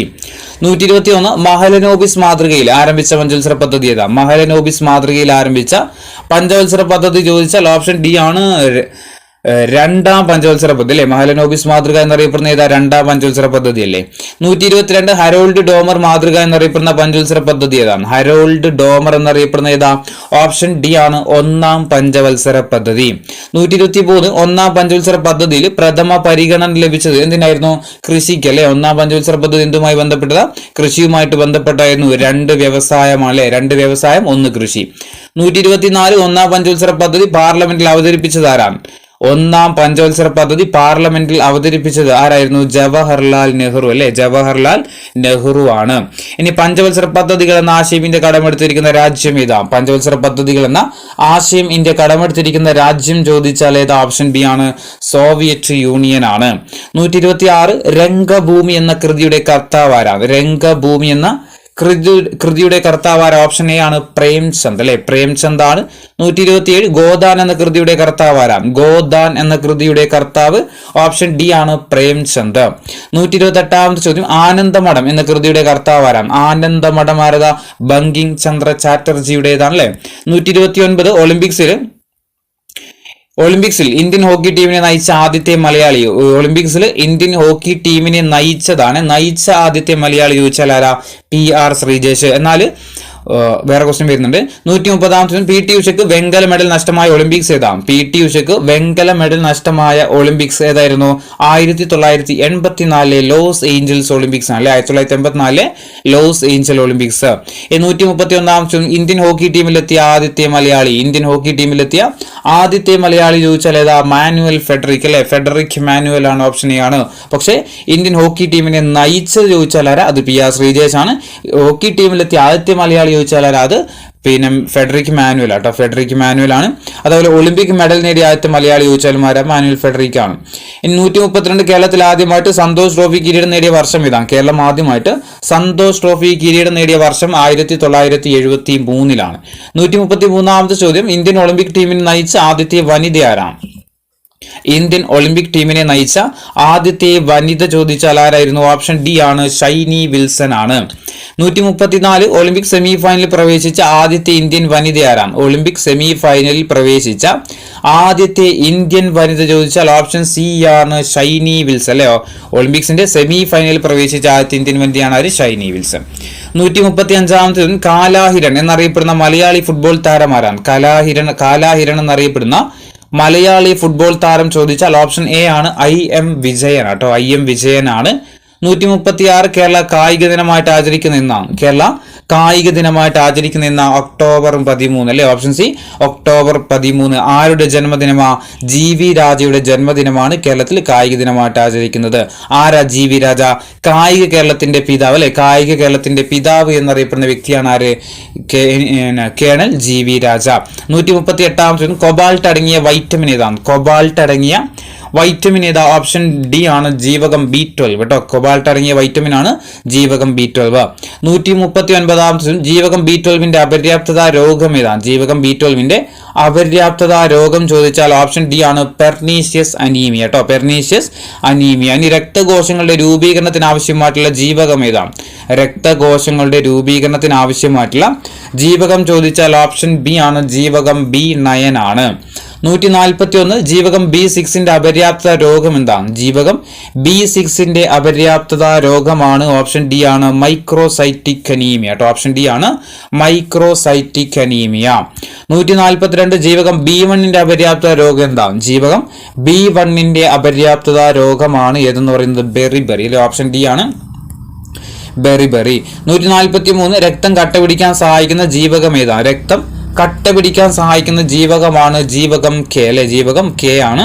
144 ഹൃദയത്തിന്റെ സംരക്ഷകൻ എന്നറിയപ്പെടുന്ന ജീവകം ഏതാണ്? ഹൃദയത്തിന്റെ സംരക്ഷകൻ എന്നറിയപ്പെടുന്ന ജീവകമാണ്, ഓപ്ഷൻ എ ആണ്, ജീവകം E ആട്ടോ. ജീവകം E ആണ് ഹൃദയത്തിന്റെ സംരക്ഷകൻ എന്നറിയപ്പെടുന്ന ജീവകം E. 145 ഹോർമോൺ ആയിട്ട് ഉപയോഗിക്കുന്ന ജീവകം ഏതാണ്? ഹോർമോൺ ആയിട്ട് ഉപയോഗിക്കുന്ന ജീവകമാണ്, ഓപ്ഷൻ എ, ജീവകം E. 146 ജീവകം ഇയുടെ അപര്യാപ്തത മൂലം ഉണ്ടാകുന്ന രോഗം ഏതാണ്? ജീവകം ഇയുടെ അപര്യാപ്തത മൂലം ഉണ്ടാകുന്ന രോഗം ചോദിച്ചാൽ ഓപ്ഷൻ ഡി ആണ്, വന്ധ്യതയാണ്. 147 നാവികരുടെ പ്ലേഗ് എന്നറിയപ്പെടുന്ന രോഗം ഏതാണ്? നാവികരുടെ പ്ലേഗ് എന്നറിയപ്പെടുന്ന രോഗമാണ്, ഓപ്ഷൻ എ ആണ്, സ്കർവി ആണ്. 148 ത്വക്ക്, മോണ, രക്തകോശങ്ങൾ എന്നിവയുടെ ആരോഗ്യത്തിന് ആവശ്യമായിട്ടുള്ള ജീവകം ഏതാണ്? ത്വക്ക്, മോണ, രക്തകോശങ്ങൾ എന്നിവയുടെ ആരോഗ്യത്തിന് ആവശ്യമായിട്ടുള്ള ജീവകം ചോദിച്ചാൽ ഏതാ? ഓപ്ഷൻ ബി ആണ്, ജീവകം സി ആട്ടോ. ഏതാ? ജീവകം സി ആണ്. 149 ജീവകം സിയുടെ അപര്യാപ്തത രോഗം എന്താണ്? ജീവകം സിയുടെ അപര്യാപ്തത രോഗമാണ്, ഓപ്ഷൻ ബി, സ്കർവി ആട്ടോ. ജീവകം സിയുടെ അപര്യാപ്തത രോഗമാണ് ഇത്, സ്കർവി. അതുപോലെ വൈറ്റമിൻ ഡിയുടെ അഭാവം ഉണ്ടാകുന്ന രോഗമാണ് ഇത്, റിക്കറ്റ്സ് അല്ലെങ്കിൽ കാണാട്ടോ. റിക്കറ്റ്സ് അല്ലെങ്കിൽ കാണാം. ഇനി 150ാമത്തെ ചോദ്യം, ജീവകം B3യുടെ അപര്യാപ്തത രോഗം എന്താണ്? ജീവകം B3യുടെ അപര്യാപ്തത രോഗമാണ് ഏത്? ഓപ്ഷൻ ഡി ആണ്, പെല്ലഗ്ര അല്ലെ. പെല്ലഗ്രയാണ്. 151 ധാന്യങ്ങൾ, പ്രോട്ടീൻ എന്നിവ ശരീരത്തിൽ പ്രയോജനപ്പെടുത്താൻ വേണ്ടിയിട്ട് സഹായിക്കുന്ന വൈറ്റമിൻ ഏതാ? ധാന്യങ്ങൾ, പ്രോട്ടീൻ എന്നിവ ശരീരത്തിൽ പ്രയോജനപ്പെടുത്താൻ വേണ്ടിയിട്ട് സഹായിക്കുന്ന വൈറ്റമിൻ ചോദിച്ചാൽ ഏതാ? ഓപ്ഷൻ ബി ആണ്, ജീവകം ബി തന്നെ കേട്ടോ, ജീവകം ബി ആണ്. 152ാമത്തെ ചോദ്യം, ബാലരാമപുരം ലോക്കൽ എന്നത് ഏത് കാർഷിക വിളയുടെ ഇനമാണ്? ബാലരാമപുരം ലോക്കൽ ഏത് കാർഷിക വിളയുടെ ഇനമാണ്? ഓപ്ഷൻ എ ആണ്, തക്കാളി അല്ലെ, തക്കാളിയാണ്. 153 കരിമുണ്ടൻ എന്നത് ഏത് കാർഷിക വിളയുടെ ഇനമാണ്? കരിമുണ്ടൻ ഏതിൻ്റെതാ? ഓപ്ഷൻ എ ആണ്, കുരുമുളക് കേട്ടോ, കരിമുണ്ടൻ ഏതാ? കുരുമുളക്. ഇനി പവിത്ര ഏതാ? പവിത്രയാണെങ്കിൽ നെല്ലല്ലേ, ഓപ്ഷൻ സി ആണ്, പവിത്ര ഏതാ? നെല്ലാണ്. ഇനി ലക്ഷഗംഗ അല്ലെ, ഗംഗയൊക്കെ വരുന്നത് ഏതായിരിക്കും? ലക്ഷഗംഗ തെങ്ങല്ലേ, ലക്ഷഗംഗ ഏതാ? തെങ്ങാണ്. 156 സുന്ദരി മരങ്ങൾ സമൃദ്ധമായിട്ട് വളരുന്ന മേഖല ഏതാണ്? സുന്ദരി മരങ്ങൾ സമൃദ്ധമായിട്ട് വളരുന്ന മേഖലയാണ് ഏത്? കണ്ടൽ വനങ്ങൾ അല്ലേ, ഏതാ? കണ്ടൽ വനങ്ങൾ. ഓപ്ഷൻ ഡി ആണ്, കണ്ടൽ വനങ്ങൾ. എവിടെയാ സുന്ദരി വനങ്ങൾ ഉള്ളത്? സുന്ദർബൻ ഡെൽറ്റ എവിടെയാ? പശ്ചിമ ബംഗാൾ അല്ലെ, പശ്ചിമ ബംഗാളിലാണ്. 157 ഹരിതഗൃഹവാതകങ്ങളുടെ ബഹിർഗമനം കുറക്കുന്നതിന് വേണ്ടിയുള്ള ഉടമ്പടി ഏതാണ്? ഹരിതഗൃഹവാതകങ്ങളുടെ ബഹിർഗമനം കുറക്കുന്നതിന് വേണ്ടിയിട്ടുള്ള ഉടമ്പടി ചോദിച്ചാൽ ഓപ്ഷൻ ഡി ആണ്, ക്യോട്ടോ പ്രോട്ടോകോൾ. ഓപ്ഷൻ ഡി ആണ്, ക്യോട്ടോ പ്രോട്ടോകോള്. 158 വംശനാശ ഭീഷണി നേരിടുന്ന അത്യപൂർവ ഇനത്തിൽപ്പെട്ട വരയാടുകളുടെ സംരക്ഷണ കേന്ദ്രമാണ് ഏത്? ഇരവികുളം അല്ലെ, ഇരവികുളം എവിടെയാ? ഇടുക്കി ജില്ലയിലാണ്. കേരളത്തിലെ ആദ്യത്തേതും PSC ആൻസർ പ്രകാരം ഏറ്റവും വലുതുമായിട്ടുള്ള നാഷണൽ പാർക്കാണ് ഇത് ഇരവികുളം എന്ന് പറയുന്നത്. കേരളത്തിൽ ഏറ്റവും വലുത് കേട്ടോ. 159ാമത്തെ കേരളത്തിലെ ഏറ്റവും ചെറിയ ദേശീയോദ്യാനം ഏതാണ്? കേരളത്തിലെ ഏറ്റവും ചെറിയ ദേശീയോദ്യാനം ചോദിച്ചാൽ ഏതാ? പാമ്പാടും ചോല. ഓപ്ഷൻ ബി ആണ്, പാമ്പാടും ചോലയാണ്. ഇനി ചുവടെ കൊടുത്തിരിക്കുന്നതിൽ നീലഗിരി ബയോസ്ഫിയറിന്റെ ഭാഗമല്ലാത്ത സംസ്ഥാനം ഏതാണ്? തന്നിരിക്കുന്നതിൽ നീലഗിരി ബയോസ്ഫിയറിന്റെ ഭാഗമല്ലാത്ത സംസ്ഥാനം കർണാടകം, കേരളം, ആന്ധ്രാപ്രദേശ്, തമിഴ്നാട്. ഇതിൽ നീലഗിരി ബയോസ്ഫിയറിന്റെ ഭാഗമല്ലാത്ത സംസ്ഥാനം ചോദിച്ചാൽ ഏതാ? ഓപ്ഷൻ എ ആണ്, ആന്ധ്രാപ്രദേശ്. ഇനി അടുത്തത് ഇതിന്റെ ബാക്കി തന്നെയാണ്. ഒന്നാമത്തെ ചോദ്യം, അംബേദ്കർ ഭരണഘടനയുടെ ഹൃദയവും ആത്മാവും എന്ന് വിശേഷിപ്പിച്ച ഭരണഘടനയിലെ ആർട്ടിക്കിൾ ഏതാണ്? അംബേദ്കർ ഭരണഘടനയുടെ ഹൃദയവും ആത്മാവും എന്ന് വിശേഷിപ്പിച്ച ഭരണഘടനയുടെ അനുച്ഛേദം ചോദിച്ചാൽ ഏതാ? ഓപ്ഷൻ എ ആണല്ലേ, 32. ആർട്ടിക്കിൾ 32നെയാണ് അംബേദ്കർ എന്തെന്ന് വിശേഷിപ്പിച്ചത്? ഹൃദയവും ആത്മാവും എന്ന് വിശേഷിപ്പിച്ചത്. ഏതാ? ഭരണഘടനാ പ്രതിവിധിക്കുള്ള അവകാശം, റിട്ടുകളെ കുറിച്ച് പറയുന്നതൊക്കെ ഏതാ? ആർട്ടിക്കിൾ 32 അല്ലെ. റിട്ട് എവിടുന്ന കടമെടുത്തത്? ബ്രിട്ടനിൽ നിന്നല്ലേ, അതൊക്കെ ചോദിക്കാം. രണ്ടാമത്തെ ചോദ്യം, ന്യൂനപക്ഷ വിഭാഗങ്ങളുടെ താല്പര്യങ്ങൾ സംരക്ഷിക്കുന്നതിനായിട്ടുള്ള ഇന്ത്യൻ ഭരണഘടനയിലെ അനുച്ഛേദം ഏതാ? ന്യൂനപക്ഷ വിഭാഗങ്ങളുടെ താല്പര്യങ്ങൾ സംരക്ഷിക്കുന്നതിനായിട്ടുള്ള ഇന്ത്യൻ ഭരണഘടനയിലെ അനുച്ഛേദം ഏതാ? ഓപ്ഷൻ ബി ആണ്, ആർട്ടിക്കിൾ 29 അല്ലെ, ആർട്ടിക്കിൾ 29 ആണ്. മൂന്നാമത്തെ ചോദ്യം, 6 മുതൽ 14 വയസ്സ് വരെയുള്ള കുട്ടികളുടെ വിദ്യാഭ്യാസം മൗലികാവകാശമാക്കിയ ഭരണഘടനാ അനുച്ഛേദം ഏതാ? 6 മുതൽ 14 വയസ്സ് വരെയുള്ള കുട്ടികളുടെ വിദ്യാഭ്യാസം മൗലികാവകാശമാക്കിയിട്ട് മാറ്റിയ ഭരണഘടനാ അനുച്ഛേദമാണ് ഏത്? ഓപ്ഷൻ എ ആണ്, ആർട്ടിക്കിൾ 21 എ ആണ്. നാലാമത്തെ ചോദ്യം, മൗലികാവകാശങ്ങളിൽ ഭേദഗതി വരുത്താൻ അധികാരമുള്ളതാർക്കാണ്? മൗലികാവകാശങ്ങളിൽ ഭേദഗതി വരുത്താൻ അധികാരം ആർക്കേ ഉള്ളൂ? പാർലമെന്റ് അല്ലെ, ഓപ്ഷൻ എ ആണ്, പാർലമെന്റിനാണ്. അഞ്ചാമത്തെ ചോദ്യം, സ്വത്തവകാശത്തെക്കുറിച്ച് പ്രതിപാദിക്കുന്ന ഇന്ത്യൻ ഭരണഘടനയിലെ വകുപ്പ്. നമുക്ക് ഭരണഘടന നിലവിൽ വരുന്ന സമയത്ത് 7 മൗലികാവകാശങ്ങൾ ഉണ്ടായിരുന്നു. അതിൽ എന്ത് ചെയ്തു? പിന്നീട് 1978 എന്ത് ചെയ്തു? അത് 44ാം ഭേദഗതി പ്രകാരം സ്വത്തവകാശത്തെ മൗലികാവകാശങ്ങളിൽ നീക്കം ചെയ്തു. ആരായിരുന്നു പ്രധാനമന്ത്രി? മൊറാർജി ദേശായി അല്ലെ. നിലവില് സ്വത്തവകാശത്തെ കുറിച്ച് പ്രതിപാദിക്കുന്ന ആർട്ടിക്കിൾ ചോദിച്ചാൽ ഏതാ? ആർട്ടിക്കിൾ 300A ആട്ടോ, ആർട്ടിക്കിൾ 300A ആണ്. ഇനി ആറാമത്തെ ചോദ്യം, സ്വത്തവകാശത്തെ മൗലികാവകാശങ്ങളുടെ പട്ടികയിൽ നിന്ന് നീക്കം ചെയ്ത ഭരണഘടനാ ഭേദഗതി ചോദിച്ചാൽ ഏതാ? 44ാം ഭരണഘടനാ ഭേദഗതിയാണ്.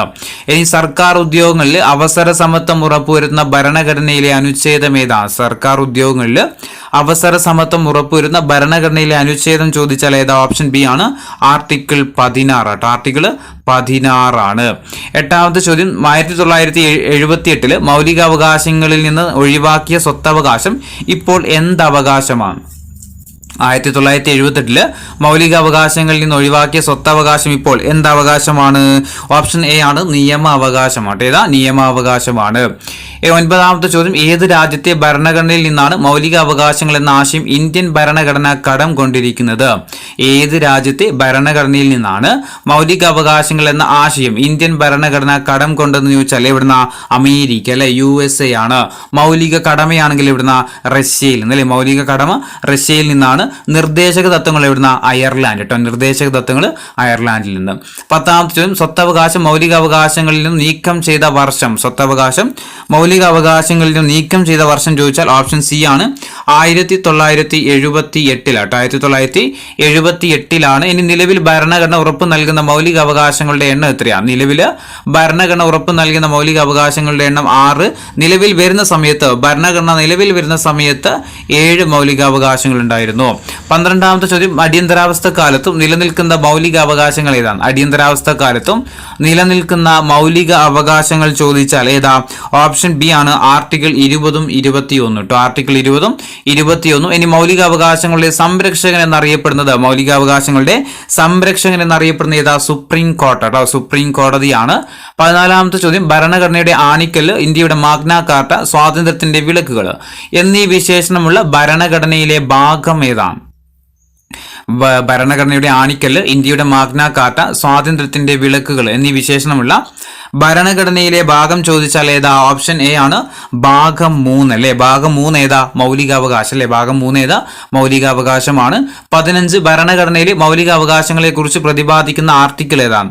ഭരണഘടനയിലെ മൗലിക അവകാശങ്ങളെ കുറിച്ച് പ്രതിപാദിക്കുന്ന ആർട്ടിക്കിൾ ചോദിച്ചാൽ ആർട്ടിക്കിൾ 12 മുതൽ 35 വരെ കേട്ടോ. ഓപ്ഷൻ എ ആണ് ആർട്ടിക്കിൾ 12 മുതൽ 35 വരെയാണ്. ഇനി മൗലികാവകാശങ്ങളുടെ ശില്പി എന്നറിയപ്പെടുന്നത് ആരാ? സർദാർ വല്ലഭായ് പട്ടേലാണ്. 17ാമത്തെ ചോദ്യം ഭരണഘടനയുടെ വിശാലമായ സവിശേഷതകളുടെ സാരാംശമായിട്ട് കണക്കാക്കുന്നത് എന്താണ്? ഭരണഘടനയുടെ വിശാലമായ സവിശേഷതകളുടെ സാരാംശമായിട്ട് കണക്കാക്കുന്നത് എന്താ? ഓപ്ഷൻ എ ആണ് ആമുഖമാട്ടോ. ഏതാ? ആമുഖമാണ്. 18ാമത്തെ ചോദ്യം മനുഷ്യന്റെ ശ്രവണ പരിധി എത്രയാ? 20 ഹെർട്സ് മുതൽ 20,000 ഹെർട്സ് വരെ, അല്ലെങ്കിൽ 20 ഹെർട്സ് മുതൽ 20 കിലോ ഹെർട്സ് വരെയാണ്. ഇനി 19ാമത്തെ ചോദ്യം വായുവിലൂടെയുള്ള ശബ്ദത്തിന്റെ പ്രവേഗം എത്രയാണ്? വായുവിലൂടെയുള്ള ശബ്ദത്തിന്റെ പ്രവേഗം എത്രയാ? 340 മീറ്റർ പെർ സെക്കൻഡ് അല്ലെ. ഓപ്ഷൻ സി ആണ് 340 മീറ്റർ പെർ സെക്കൻഡ്. 20ാമത്തെ ചോദ്യം മനുഷ്യന്റെ ശ്രവണ സ്ഥിരത എത്രയാണ്? മനുഷ്യന്റെ ശ്രവണ സ്ഥിരത ചോദിച്ചാൽ ഓപ്ഷൻ ഡി ആണ് 1/10 സെക്കൻഡ് അല്ലെ. 1/10 സെക്കൻഡ് ആണ്. 21ാമത്തെ ചോദ്യം പടിഞ്ഞാറൻ തീരസമതലത്തിൽ പെടാത്ത തീരസമതലം ഏതാ? പടിഞ്ഞാറൻ തീരസമതലത്തിൽ പെടാത്ത തീരസമതലം ഏതാ? പടിഞ്ഞാറൻ തീരസമതലത്തിൽ ഉൾപ്പെടാത്തത് വടക്കൻ സിർക്കാസ് അല്ലെ. വടക്കൻ സിർക്കാസ് എവിടെയാണ്? നമ്മുടെ കിഴക്കൻ തീരസമതലത്തിലാണ്. അപ്പം പടിഞ്ഞാറൻ തീരസമതലത്തിന്റെ ഭാഗമായിട്ട് വരുന്ന സ്ഥലം ഏതൊക്കെയാ? ഗുജറാത്ത്, മലബാർ, കൊങ്കൺ കേട്ടോ. ഗുജറാത്ത്, മലബാർ, കൊങ്കൺ. നമ്മുടെ SCRT-യിൽ എടുത്തു പറഞ്ഞിട്ടുണ്ടോ പടിഞ്ഞാറൻ തീരസമതലത്തിന്റെ പ്രത്യേകത, അതുപോലെ കിഴക്കൻ തീരസമതലത്തിന്റെ പ്രത്യേകത ഒക്കെ ചിലപ്പോൾ ചോദിക്കാൻ സാധ്യത. ജസ്റ്റ് പോകുന്നതിന് മുമ്പ് നോക്കിവിട്ട് പോയിക്കോ. 22ാമത്തെ ചോദ്യം ഏത് നദീതീരത്താണ് കുടക് സ്ഥിതി ചെയ്യുന്നത്? ഏത് നദീതീരത്താണ് കുടക് സ്ഥിതി ചെയ്യുന്നത്? ഏതാ? കാവേരി നദിയുടെ തീരത്ത് അല്ലെ. ഓപ്ഷൻ ഡി ആണ് കാവേരി നദിയുടെ തീരത്താണ് ഏത് സ്ഥിതി ചെയ്യുന്നത്? കുടക് അല്ലെ. കുടക് പട്ടണം സ്ഥിതി ചെയ്യുന്നത്. അതുപോലെ ഡൽഹി ഏത് നദിയുടെ തീരത്താ? ഡൽഹി യമുന കേട്ടോ. ഡൽഹി ഏത് നദിയുടെ തീരത്താ? യമുന നദിയുടെ തീരത്താണ് ഡൽഹി ഉള്ളത്. അതുപോലെ ആഗ്രയും ഏത് നദിയുടെ തീരത്താ? യമുന നദിയുടെ തീരത്ത് കേട്ടോ. ഡൽഹിയും ആഗ്രയും ഏത് നദിയുടെ തീരത്താ? യമുന നദിയുടെ തീരത്താണ്. അതുപോലെ ദേവപ്രയാഗ്, വാരണാസി, അലഹബാദ്, പാറ്റ്ന ഇതൊക്കെ ഏതിന്റെ തീരത്താ? ഗംഗാ നദിയുടെ തീരത്ത് വരുന്ന കേട്ടോ. ദേവപ്രയാഗ്, വാരണാസി, അലഹബാദ്, പാറ്റ്നയൊക്കെ ഏതാ? ഗംഗാ നദിയുടെ തീരത്താണ്. അതുപോലെ ഗുവാഹത്തി ഏതാ? ഗുവാഹത്തി ബ്രഹ്മപുത്ര കേട്ടോ. ഗുവാഹത്തി ഏത് നദിയുടെ തീരത്താ? ബ്രഹ്മപുത്രയാണ്. കൊൽക്കത്ത മോസ്റ്റ് റിപ്പീറ്റഡ് ആണ്. കൊൽക്കത്ത ഏത് നദിയുടെ തീരത്താ? ഹുഗ്ലി നദിയുടെ തീരത്ത് അല്ലെ. ലുധിയാന ഏതാ? ലുധിയാന സത്ലജ് നദിയാണ്. അതുപോലെ ശ്രീനഗർ ആണെങ്കിൽ ചലം നദി കേട്ടോ. ശ്രീനഗർ ചലം നദിയുടെ തീരത്താണ്. അങ്ങനെ കുറച്ച് പഠിക്കാണ്ട്, അതും കൂടി ജസ്റ്റ് നോക്കി നോക്കുക നിങ്ങൾ. സൂറത്ത് ഏതാ? സൂറത്ത് താപ്തി കേട്ടോ. സൂറത്ത് ഏത് നദിയുടെ തീരത്താ? താപ്തി നദിയുടെ തീരത്താണ്. അതുപോലെ അഹമ്മദാബാദ്, ഗുജറാത്തിലെ അഹമ്മദാബാദ് ഏത് നദിയുടെ തീരത്താ? സബർമതി കേട്ടോ. സബർമതി. ഇനി നർമ്മദ നദിയുടെ ഏകദേശ നീളം എത്രയാ? നർമ്മദ നദിയുടെ ഏകദേശ നീളം ചോദിച്ചാൽ എത്രയാ? നർമ്മദ നദിയുടെ ഏകദേശ നീളം 1312. 1312 ആണ് ഏത്? നർമ്മദ നദി കേട്ടോ. നർമ്മദ നദിയുടെ നീളം ചോദിച്ചാൽ എത്രയാ? 1312 കിലോമീറ്റർ ആണ്. അതിന്റെ പ്രധാനപ്പെട്ട 2 പോഷക നദികൾ ജസ്റ്റ് ഒന്ന് പഠിച്ചു വെക്കുക. ഹിരൺ ബഞ്ചൻ കേട്ടോ. ഹിരൺ ബഞ്ചൻ ഏത് നദിയുടെ തീരത്താ? ഈ ഹിരൺ ബഞ്ചൻ ഏത് നദിയുടെ പോഷക നദിയാ? നർമ്മദ നദിയുടെ പ്രധാനപ്പെട്ട പോഷക നദികളാണ് ഹിരണും ബഞ്ചനും. ഏകദേശം നീളം നമ്മൾ പറഞ്ഞു 1312 കിലോമീറ്റർ ആണ്. നർമ്മദ നദിയുടെ ഉത്ഭവം ചോദിച്ചാൽ ഏതാ? മൈക്കല നിരകൾ കേട്ടോ. ഛത്തീസ്ഗഡിലെ മൈക്കല നിരകളിൽ നിന്നാണ് ഏത് ഉത്ഭവിക്കുന്നത്? നർമ്മദ നദി ഉത്ഭവിക്കുന്നത്. ഏതൊക്കെ സംസ്ഥാനങ്ങളിലൂടെ ഒഴുകുന്നുണ്ട് നർമ്മദ? മധ്യപ്രദേശ്, ഗുജറാത്തിലൂടെ ഒഴുകുന്ന നദിയാണ് ഏത്? നർമ്മദ നദി. അതുപോലെ മഹാനദിയുടെ നീളം എത്രയാ? മഹാനദി നമുക്കറിയാം, മഹാവിപ്ലവം, 1ാം സ്വാതന്ത്ര്യ സമരം നമ്മൾ മഹാവിപ്ലവം എന്നറിയപ്പെടുന്നില്ലേ? അപ്പൊ മഹാനദിയുടെ നീളം ഓർത്തു നോക്കുക, 857 കേട്ടോ. 1857 1ാം സ്വാതന്ത്ര്യ സമരം നടന്നത്. അപ്പം മഹാനദി എത്ര കിലോമീറ്റർ ഒഴുകുന്നത്? 857 കിലോമീറ്റർ ആണ്. പ്രധാനപ്പെട്ട പോഷക നദികൾ ജസ്റ്റ് ഓർത്തു വെച്ചോ, ഇബും ടെല്ലും കേട്ടോ. ഇബ് ടെല്ല് മഹാനദി കേട്ടോ. ഇബ് ടെല്ല് മഹാനദിയാണ്. അതുപോലെ എവിടെയാ, ഏത് സംസ്ഥാനത്തൂടെ ഒഴുകുന്നുണ്ട്? ഒഡീഷയിലൂടെ. ഒഡീഷയിലൂടെയാണ് ഒഴുകുന്നത്. ഇനി ഗോദാവരി പിന്നെ എവിടുന്ന ഉത്ഭവിക്കുന്ന ഗോദാവരി? ഗോദാവരിയുടെ ഉത്ഭവം ചോദിച്ചാൽ പശ്ചിമഘട്ടം അല്ലെ, മഹാരാഷ്ട്ര ജില്ലയിലെ നാസിക് ജില്ലയിൽ നിന്നാണ് ഉത്ഭവിക്കുന്നത് ഏത്? ഗോദാവരി. അതിന്റെ നീളം ചോദിച്ചാൽ 1465 കിലോമീറ്റർ. ഗോദാവരിയുടെ ഏകദേശ നീളം 1465 കിലോമീറ്റർ ആണ്. പ്രധാനപ്പെട്ട പോഷക നദികൾ ചോദിച്ചാൽ ഇന്ദ്രാവതിയും ശബരിയും കേട്ടോ. ഇന്ദ്രാവതിയും ശബരിയുമാണ് പിന്നെ ഗോദാവരിയുടെ പ്രധാനപ്പെട്ട പോഷക നദികൾ. ഇനി കൃഷ്ണ നദി എവിടുന്ന ഉത്ഭവിക്കുന്നത്? പശ്ചിമഘട്ടത്തിലെ മഹാരാഷ്ട്രയിലെ മഹാബലേശ്വർ കുന്നുകൾ കേട്ടോ. പശ്ചിമഘട്ടത്തിലെ മഹാരാഷ്ട്രയിലെ മഹാബലേശ്വർ കുന്നുകളിൽ നിന്നാണ് കൃഷ്ണാനദി ഉത്ഭവിക്കുന്നത്. ഏകദേശ നീളം ചോദിച്ചാൽ 1400 കിലോമീറ്റർ. പ്രധാനപ്പെട്ട പോഷക നദികളാണ് ഭീമ, തുംഗഭദ്ര കേട്ടോ. ഭീമയും തുംഗഭദ്രയുമാണ്. കാവേരി എവിടുന്ന ഉത്ഭവിക്കുന്നത്? കാവേരിയും പശ്ചിമഘട്ടത്തിൽ നിന്ന് തന്നെ, പശ്ചിമഘട്ടത്തിലെ ബ്രഹ്മഗിരി കുന്നുകൾ അല്ലെ, കർണാടകത്തിലെ ബ്രഹ്മഗിരി കുന്നുകളിൽ നിന്നാണ് കാവേരി ഉത്ഭവിക്കുന്നത്. ഏകദേശം നീളം എത്രയാ? 800 കിലോമീറ്റർ കേട്ടോ. 800 കിലോമീറ്റർ. കബനിയും അമരാവതി അല്ലെ, കബനി അമരാവതിയൊക്കെ ഏതിന്റെ പോഷക നദികളാ? കാവേരിയുടെ പോഷക നദികളാണ്. ഇനി താപ്തി നദി പതിക്കുന്നത് എവിടെയാണ്? താപ്തി നദി പതിക്കുന്നത് എവിടെയാ? അറബിക്കടൽ അല്ലെ. താപ്തി നദി പതിക്കുന്നത് എവിടെയാ? അറബിക്കടലിലാണ്. വേറെ ഏത് നദി അറബിക്കടലിൽ പതിക്കുന്നത്? നർമ്മദ, താപ്തിയൊക്കെ എവിടെയാ? അറബിക്കടൽ അല്ലെ. കാവേരി, കൃഷ്ണ, ഗോദാവരിയോ? കാവേരി, അതുപോലെ കൃഷ്ണ, ഗോദാവരി, പിന്നെ ഗംഗ, ബ്രഹ്മപുത്ര, അതൊക്കെ എവിടെയാ? ബംഗാൾ ഉൾക്കടൽ കേട്ടോ. ഏതൊക്കെയാ? ഗംഗ, ബ്രഹ്മപുത്ര, ഗോദാവരി, കൃഷ്ണ, കാവേരി, ഇതൊക്കെ എവിടെയാ പിന്നെ ചെന്ന് ചേർന്ന കടൽ അല്ലെങ്കിൽ പതിക്കുന്നത് എവിടെയാന്ന് ചോദിച്ചാൽ പിന്നെ ബംഗാൾ ഉൾക്കടലിലാണ്. അറബിക്കടൽ ഓർത്തു നോക്കുക, സിന്ധു നദി അറബിക്കടലിലാണ്, നർമ്മദയും അറബിക്കടലിലാണ്, താപ്തിയും അറബിക്കടലിലാണ്. ഇനി ഛത്തീസ്ഗഡിലെ മൈക്കല നിരകളിൽ നിന്ന് ഉത്ഭവിക്കുന്ന നദി ഏതാണ്? ഛത്തീസ്ഗഡിലെ മൈക്കല നിരകളിൽ നിന്ന് ഉത്ഭവിക്കുന്ന നദി നമ്മൾ പറഞ്ഞു ഏതാ? നർമ്മദ അല്ലെ. ഓപ്ഷൻ ബി ആണ്, നർമ്മദയാണ്. ഇനി ഇബ് ടെല്ല് എന്നിവ എന്തിയുടെ പോഷക നദിയാണ്? ഇബ് ടെല്ല് മഹാനദി അല്ലെ. ഇബ് ടെല്ല് എന്തിന്റെ? മഹാനദിയുടെ പോഷക നദികളാണ് ഏത്? ഇബ് ടെല്ല്. ഇനി ജയ്സാൽമീർ സ്ഥിതി ചെയ്യുന്ന മരുഭൂമി ഏതാണ്? ജയ്സാൽമീർ സ്ഥിതി ചെയ്യുന്ന മരുഭൂമി ചോദിച്ചാൽ ഏതാ? ജയ്സാൽമീർ എവിടെയാ? താറല്ലേ അല്ലെ. ഓപ്ഷൻ സി ആണ്, താർ മരുഭൂമി അല്ലെ, താറിലാണ്. ഇനി 28ാമത്തെ ലിപ്പു ലേഖ് ചുരം സ്ഥിതി ചെയ്യുന്ന ഇന്ത്യൻ സംസ്ഥാനം ഏതാണ്? ലിപ്പു ലേഖ് ചുരം സ്ഥിതി ചെയ്യുന്ന ഇന്ത്യൻ സംസ്ഥാനം. ലിപ്പു ലേഖ് എവിടെയാ? ഉത്തരാഖണ്ഡ് അല്ലെ. ലിപ്പു ലേഖ് എവിടെയാ? ഉത്തരാഖണ്ഡ് അല്ലെ. ഓപ്ഷൻ എ ആണ്, ഉത്തരാഖണ്ഡ്.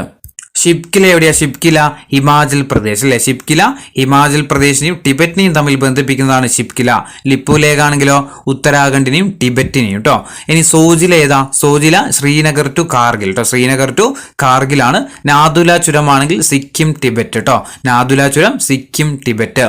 ഇനി 29ാമത്തെ ചുരം ബ്രഹ്മപുത്ര നദിയുടെ ഉത്ഭവസ്ഥാനം. ബ്രഹ്മപുത്ര നദിയുടെ ഉത്ഭവസ്ഥാനം ഓപ്ഷൻ ബി ആണ്, ചെമയുങ്ടിങ് ഹിമാനിയിൽ നിന്ന്. എവിടുന്ന? ചെമയുങ്ടിങ് ഹിമാനിയിൽ നിന്നാണ് ഏത് ഉത്ഭവിക്കുന്നത്? ബ്രഹ്മപുത്ര ഉത്ഭവിക്കുന്നത്. ബ്രഹ്മപുത്ര എന്താ പ്രത്യേകത? ഹിമാലയൻ നദി അല്ലെ. ഇന്ത്യയിലെ ഹിമാലയൻ നദികളാണ് ഏതൊക്കെ? സിന്ധു, ഗംഗ, ബ്രഹ്മപുത്ര. അതിൽ സിന്ധു നദി ഉത്ഭവിക്കുന്നത് ചോദിച്ചാൽ ടിബറ്റിലെ മാനസ സരോവർ തടാകത്തിൽ നിന്ന്. ഇനി ഗംഗ ഉത്ഭവിക്കുന്നത് എവിടുന്ന? ഗംഗോത്രി ഹിമാനിയിലെ ഗോമുഖ് ഗുഹയിൽ നിന്ന്. ബ്രഹ്മപുത്ര ഉത്ഭവസ്ഥാനം എവിടുന്ന? ടിബറ്റിലെ ചെമയുങ്ടുങ് ഹിമാനിയിൽ നിന്നാണ്. ഇനി ഇന്ത്യയിലെ ഏക അഗ്നിപർവ്വതം സ്ഥിതി ചെയ്യുന്നത് എവിടെയാണ്? ഇന്ത്യയിലെ ഏക അഗ്നിപർവ്വതം സ്ഥിതി ചെയ്യുന്നത് എവിടെയാ? ഓപ്ഷൻ സി ആണ്, ബാരൻ ദ്വീപ് കേട്ടോ. ഓപ്ഷൻ സി, ബാരൻ ദ്വീപ്. 31ാമത്തെ ചോദ്യം, ഡെക്കാൻ പീഠഭൂമിയിൽ ധാരാളമായിട്ട് കാണപ്പെടുന്ന മണ്ണ് ഏതാണ്? ഡെക്കാൻ പീഠഭൂമിയിൽ ധാരാളമായിട്ട് കാണപ്പെടുന്ന മണ്ണ് ഏതാ? കറുത്ത മണ്ണ് അല്ലെ. ഓപ്ഷൻ ബി ആണ്, കറുത്ത മണ്ണാണ്. പരുത്തി കൃഷിക്ക് ഏറ്റവും അനുയോജ്യമായ മണ്ണാണ് ഏത്? കറുത്ത മണ്ണ്. ഏത് പേരിലൊക്കെ അറിയപ്പെടുന്നുണ്ട്? റിഗർ മണ്ണ് എന്നറിയപ്പെടുന്ന ഏതാ? കറുത്ത മണ്ണ് അല്ലെ. റിഗർ മണ്ണ് എന്നറിയപ്പെടുന്ന ഏതാ? കറുത്ത മണ്ണാണ്. ഇനി ധാതുക്കളുടെ കലവറ എന്നറിയപ്പെടുന്ന ഭൂവിഭാഗം ഏതാണ്? ധാതുക്കളുടെ കലവറ എന്നറിയപ്പെടുന്ന ഭൂവിഭാഗമാണ് ഏത്? ഉപദ്വീപീയ പീഠഭൂമി. ഓപ്ഷൻ എ ആണ് ഉപദ്വീപീയ പീഠഭൂമി. ഇനി 33ാമത്തെ ചോദ്യം, ഉപദ്വീപീയ പീഠഭൂമിയിലെ ഏറ്റവും ഉയരമേറിയ കൊടുമുടി ഏതാണ്? ഉപദ്വീപീയ പീഠഭൂമിയിലെ ഏറ്റവും ഉയരമേറിയ കൊടുമുടി ചോദിച്ചാൽ ഏതാ? ഓപ്ഷൻ സി ആണ് ആനമുടിയാണ്.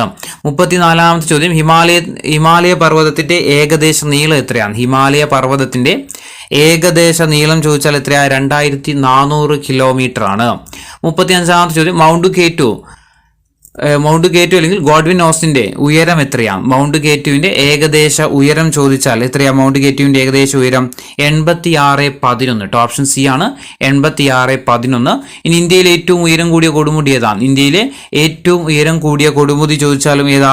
മൗണ്ട് കേറ്റു. ഓപ്ഷൻ എ ആണ് മൗണ്ട് കേറ്റു ആണ്. 37ാമത്തെ ചോദ്യം, ഉത്തരപർവ്വത മേഖലയിലുടനീളം പൊതുവെ കാണപ്പെടുന്ന ഫലപുഷ്ടി കൂടിയ മണ്ണ് ഏതാണ്? ഉത്തരപർവ്വത മേഖലയിലുടനീളം പൊതുവെ കാണപ്പെടുന്ന ഫലപുഷ്ടി കൂടിയ മണ്ണ് ഏതാ? ഓപ്ഷൻ ഡി ആണ് പർവ്വത മണ്ണ്. ഓപ്ഷൻ ഡി പർവ്വത മണ്ണ്. 38ാമത്തെ ചോദ്യം, അനുയോജ്യമായ രീതിയിൽ AB കോളങ്ങൾ ക്രമപ്പെടുത്തുക.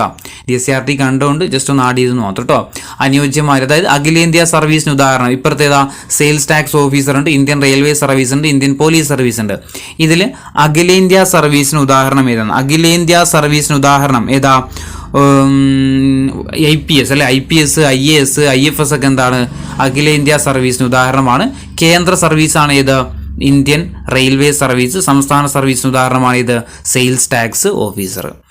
ഇനി 39ാമത്തെ ചോദ്യം, ഒന്നാം സ്വാതന്ത്ര്യ സമരം അവിടെ നേതൃത്വം നൽകിയവർ. ഇത് ശരിയായ ജോഡികൾ ഏതൊക്കെയാണെന്ന് കണ്ടെത്താൻ വേണ്ടിട്ടോ. ശരിയായ ജോഡികൾ, ഒന്ന് ഡൽഹിയിൽ നാനാ സാഹിബ് ആണോ? തെറ്റ് അല്ലെ. ഡൽഹിയിൽ ആരാ?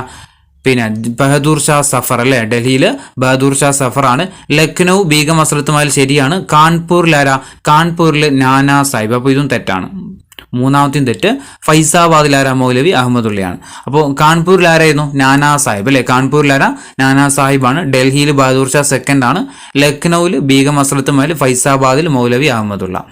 ഇനി ശാശ്വത ഭൂനികുതി വ്യവസ്ഥ നടപ്പിലാക്കിയ പ്രദേശങ്ങൾ ഏതൊക്കെയാണെന്ന് കണ്ടെത്തുക. ശാശ്വത ഭൂനികുതി വ്യവസ്ഥ നടപ്പിലാക്കിയ പ്രധാനപ്പെട്ട പ്രദേശങ്ങൾ, ശാശ്വത ഭൂനികുതി എവിടെയൊക്കെയായിരുന്നു? ഒന്ന് ബംഗാളിലുണ്ട്, ബീഹാറിലുണ്ട്, ഒഡീഷയിലുണ്ട് കേട്ടോ. എവിടേക്കാ? ബംഗാൾ, ബീഹാർ, ഒഡീഷ കേട്ടോ. ശാശ്വത ഭൂനികുതി വ്യവസ്ഥ നടപ്പിലാക്കിയ പ്രദേശങ്ങളാണ് ബംഗാൾ, ബീഹാർ, ഒഡീഷ. ഇനി 1857 വിപ്ലവത്തിന്റെ ലക്നൌവിൽ നേതൃത്വം നൽകിയതാരാണ്? 1857 വിപ്ലവത്തിൽ ലക്നൌവിൽ നേതൃത്വം നൽകിയത് ആരായിരുന്നു? ഓപ്ഷൻ ബി ആണ് ബീഗം ഹസ്രത്ത് മഹലാണ്. ബീഗം ഹസ്രത്ത് മഹൽ.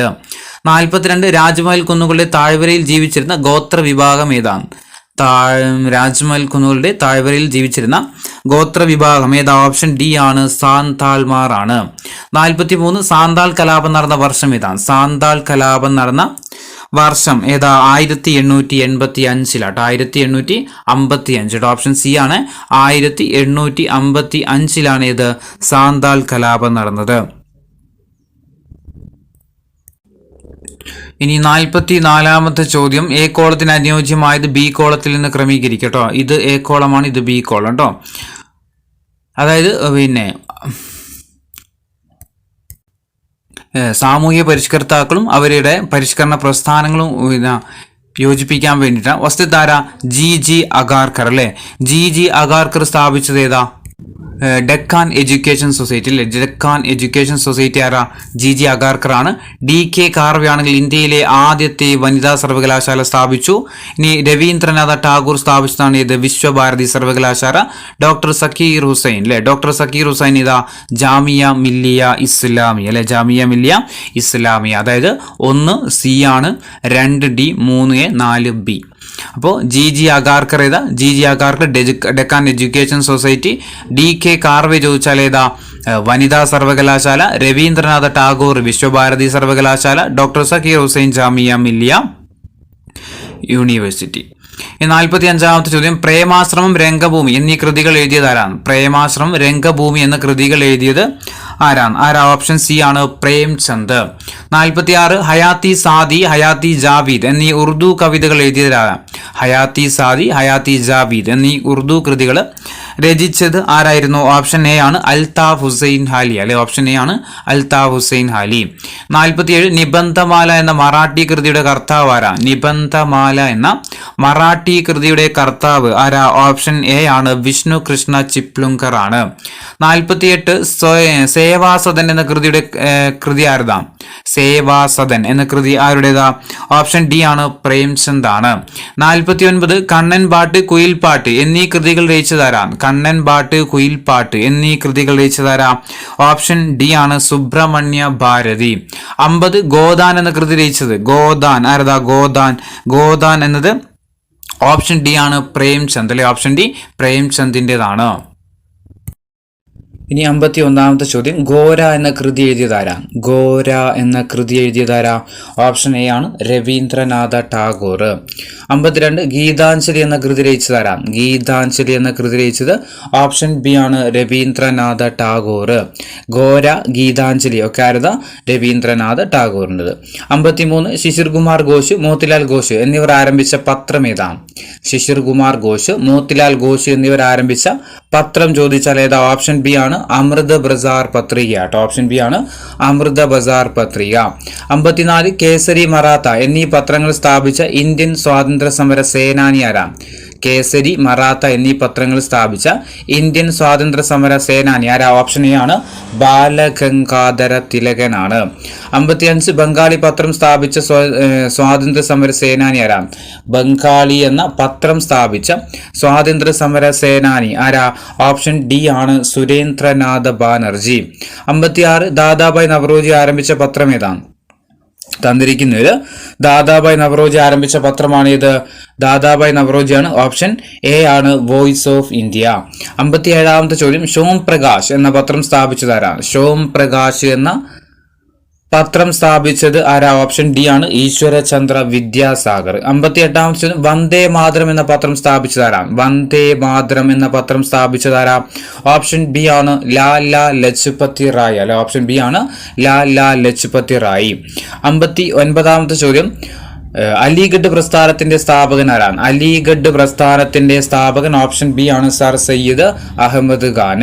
60ാമത്തെ ചോദ്യം, പ്രാദേശിക ഭാഷ പത്ര നിയമം നടപ്പിലാക്കിയ വർഷം ഏതാണ്?